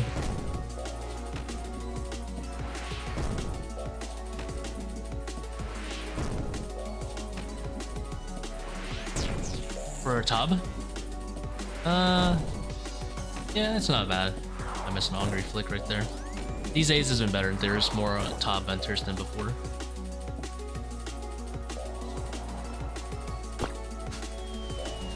I have a good amount of Tbows teached.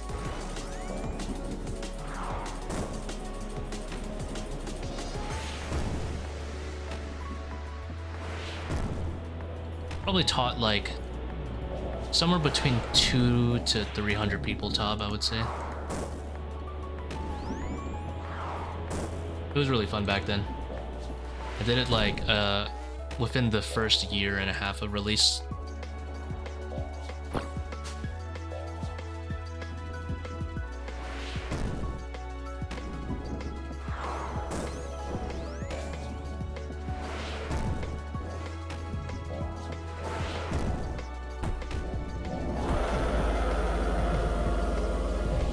You know what's funny?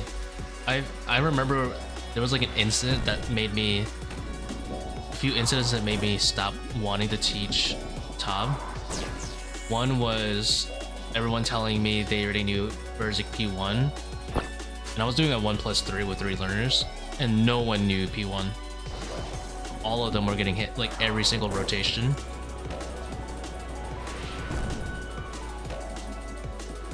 So that was like, why bother? And then another one was same thing. Someone told me they knew Zarpus, so they wanted me to, like, you know, just start rushing head. And then going on later into Screech, I told them everyone stop hitting Zarpus. He's gonna start turning and, you know, hitting. And this guy just doesn't want to click the floor. He's just constantly whipping Zarpus or blowpiping Zarpus. Gets 2 hit from Zarpus's, you know, Screech phase, and tells me he has no idea what he's doing. This exact same guy that told me he doesn't want me to explain Zarpus. I was just so pissed. And I was like, I'm never teaching this raid again. I've taught enough competent people. I'm over it. I was so mad.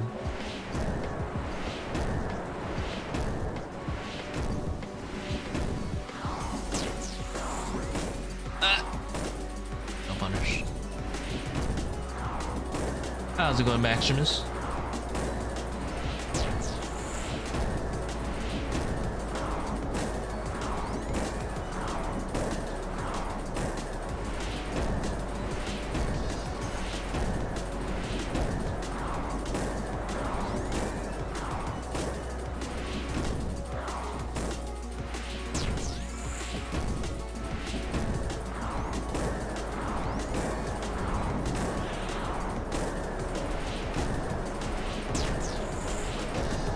This is like so slow.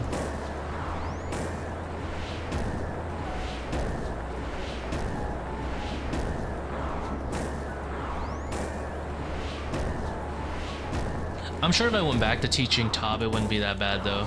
Back, I didn't have the same tools as I do now. Being able to like do this, and, like, don't stand here, just come here, like, you know, huge differences. Like, teaching ToA to my friends has been so much easier. Look how slow that was with a crazy circle.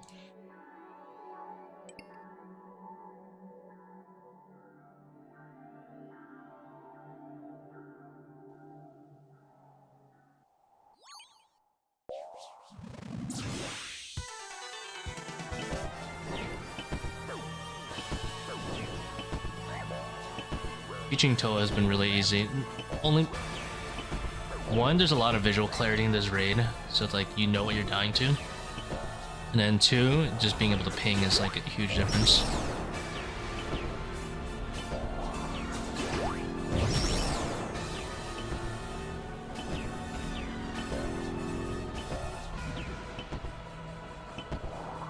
Carefully. It's just a replacement to accursed sceptre, because they did nerf accursed sceptre. It doesn't have the same accuracy it used to.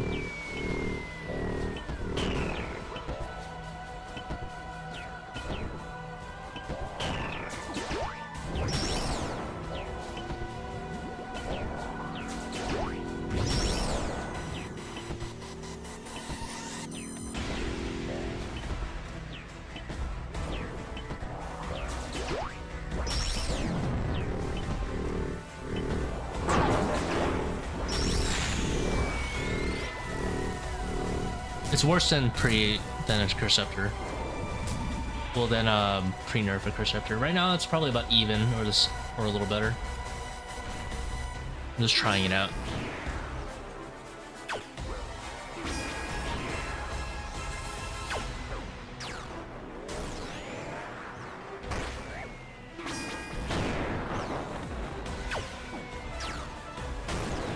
Wanna watch a movie? Hey, congrats. Congrats. Have fun. I don't know why I say grats.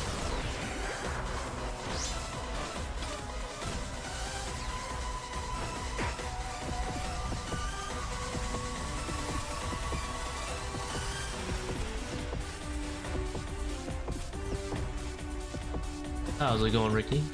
I am indeed back for now. I got burnt off leagues. I'm gonna board.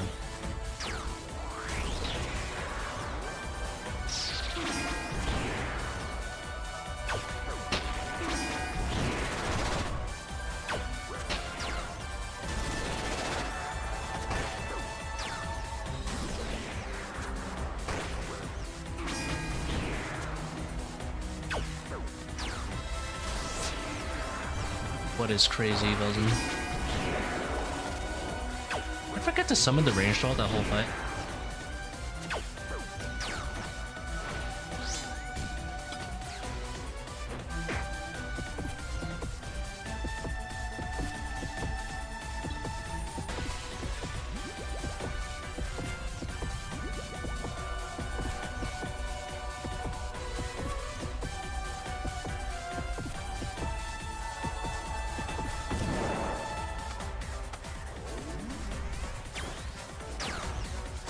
I was like thinking about doing it during Christmas, and then I was like, kind of lazy. Allocate's only 50%? Yeah, it's because I was adrenaline. So if you have overly draining on, it'll make it 100% spec, but then with adrenaline it'll make it 50%. If I didn't have overly draining on and I use adrenaline, it'd be 37.5 or 75 base. No, you weren't cheating. The wiki is correct.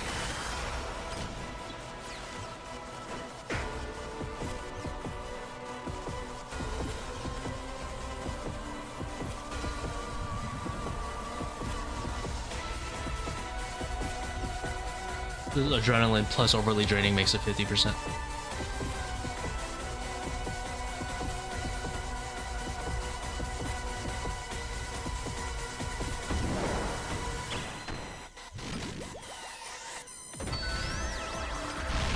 This is 100% not worth it to seercull this, but I'm gonna do it anyway. One would take those, probably regen it in the same tick.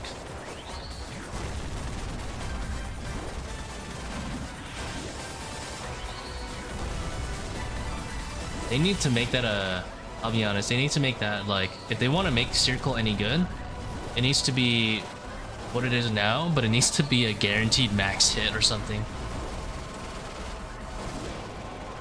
Like, that would legit make seercull nuts. You can only drain once, but it's a guaranteed max drain. That would actually make it really good.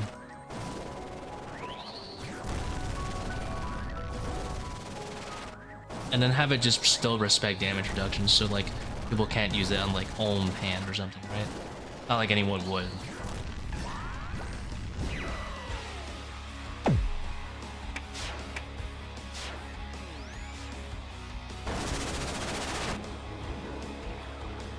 Bricker doesn't affect damage? Oh well. I never believed the wiki. It doesn't hurt to have it on anyway. With stronger range setup, maybe it hit higher. I mean, yeah, I could bring like a billion more range switches and then it would have like 1 or 2 more max hits. But that's not really worth it, like bringing all those just for potential more max hit. If I bring like a shit ton of more range switches, I can probably bring it up to like 30, right? But then your average is only going from 13 to 15, and then I'm like losing like a billion inventory spaces. At some point, if I'm bringing more range switches, I'm just gonna reduce the defense of Zebak and range it down, which would be smarter than bringing the seercull itself. What does the seercull even do? If it, see, that's how irrelevant it is half the time. It reduces the mage level of whatever it hits. So if it hits like a 20, it'll reduce 20 mage level of the monster. Since mage level is tied to like your shadow's accuracy, it's good for bosses where, you know, you're like not so accurate. So it's like terrible for this boss because you're already very accurate, but it's good at Zebak.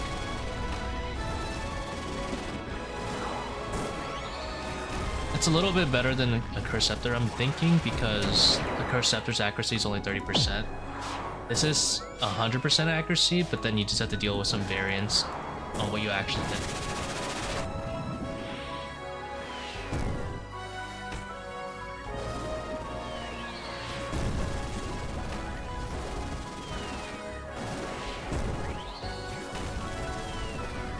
Belzen, did you download the there's some herbivore plugin that like shows you the route to go in the plugin hub or something. I've never used it because I did Herby before that was released, but apparently that's a thing now.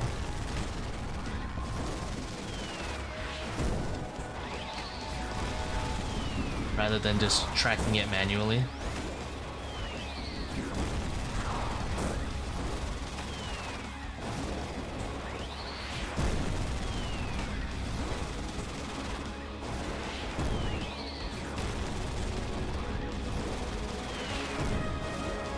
AFK, that's the one? Yeah.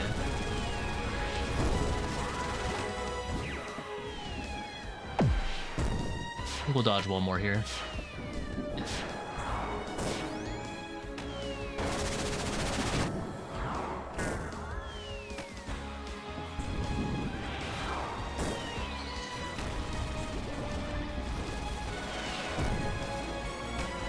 Yeah, I think it's AFK that like him.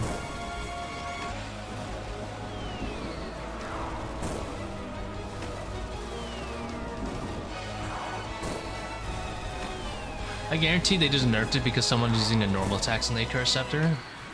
It was better than trident. But I wish they put it in the hatch notes.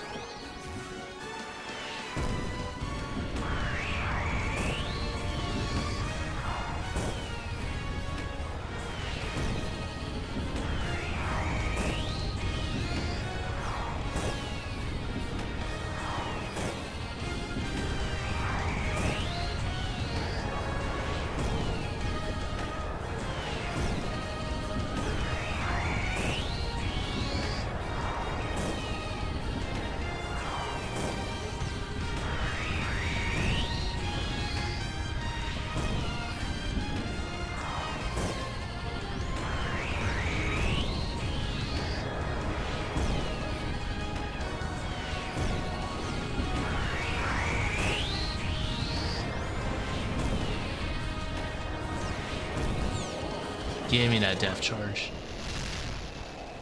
34 minutes? Full skull skip? Kinda cracked right now. Imagine my Zebak was faster. Okay! Alright, if it's library, I'm going to go get my haircut though. This thing has to be at least Masori Chap worth money for me to come back. Otherwise, I gotta go outside.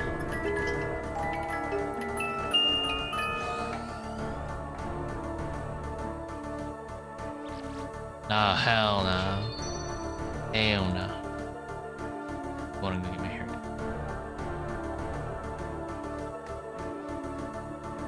Oh, does it make the noise anymore? I thought I made the drop noise. Oh. Item drop sound. I think that's the one.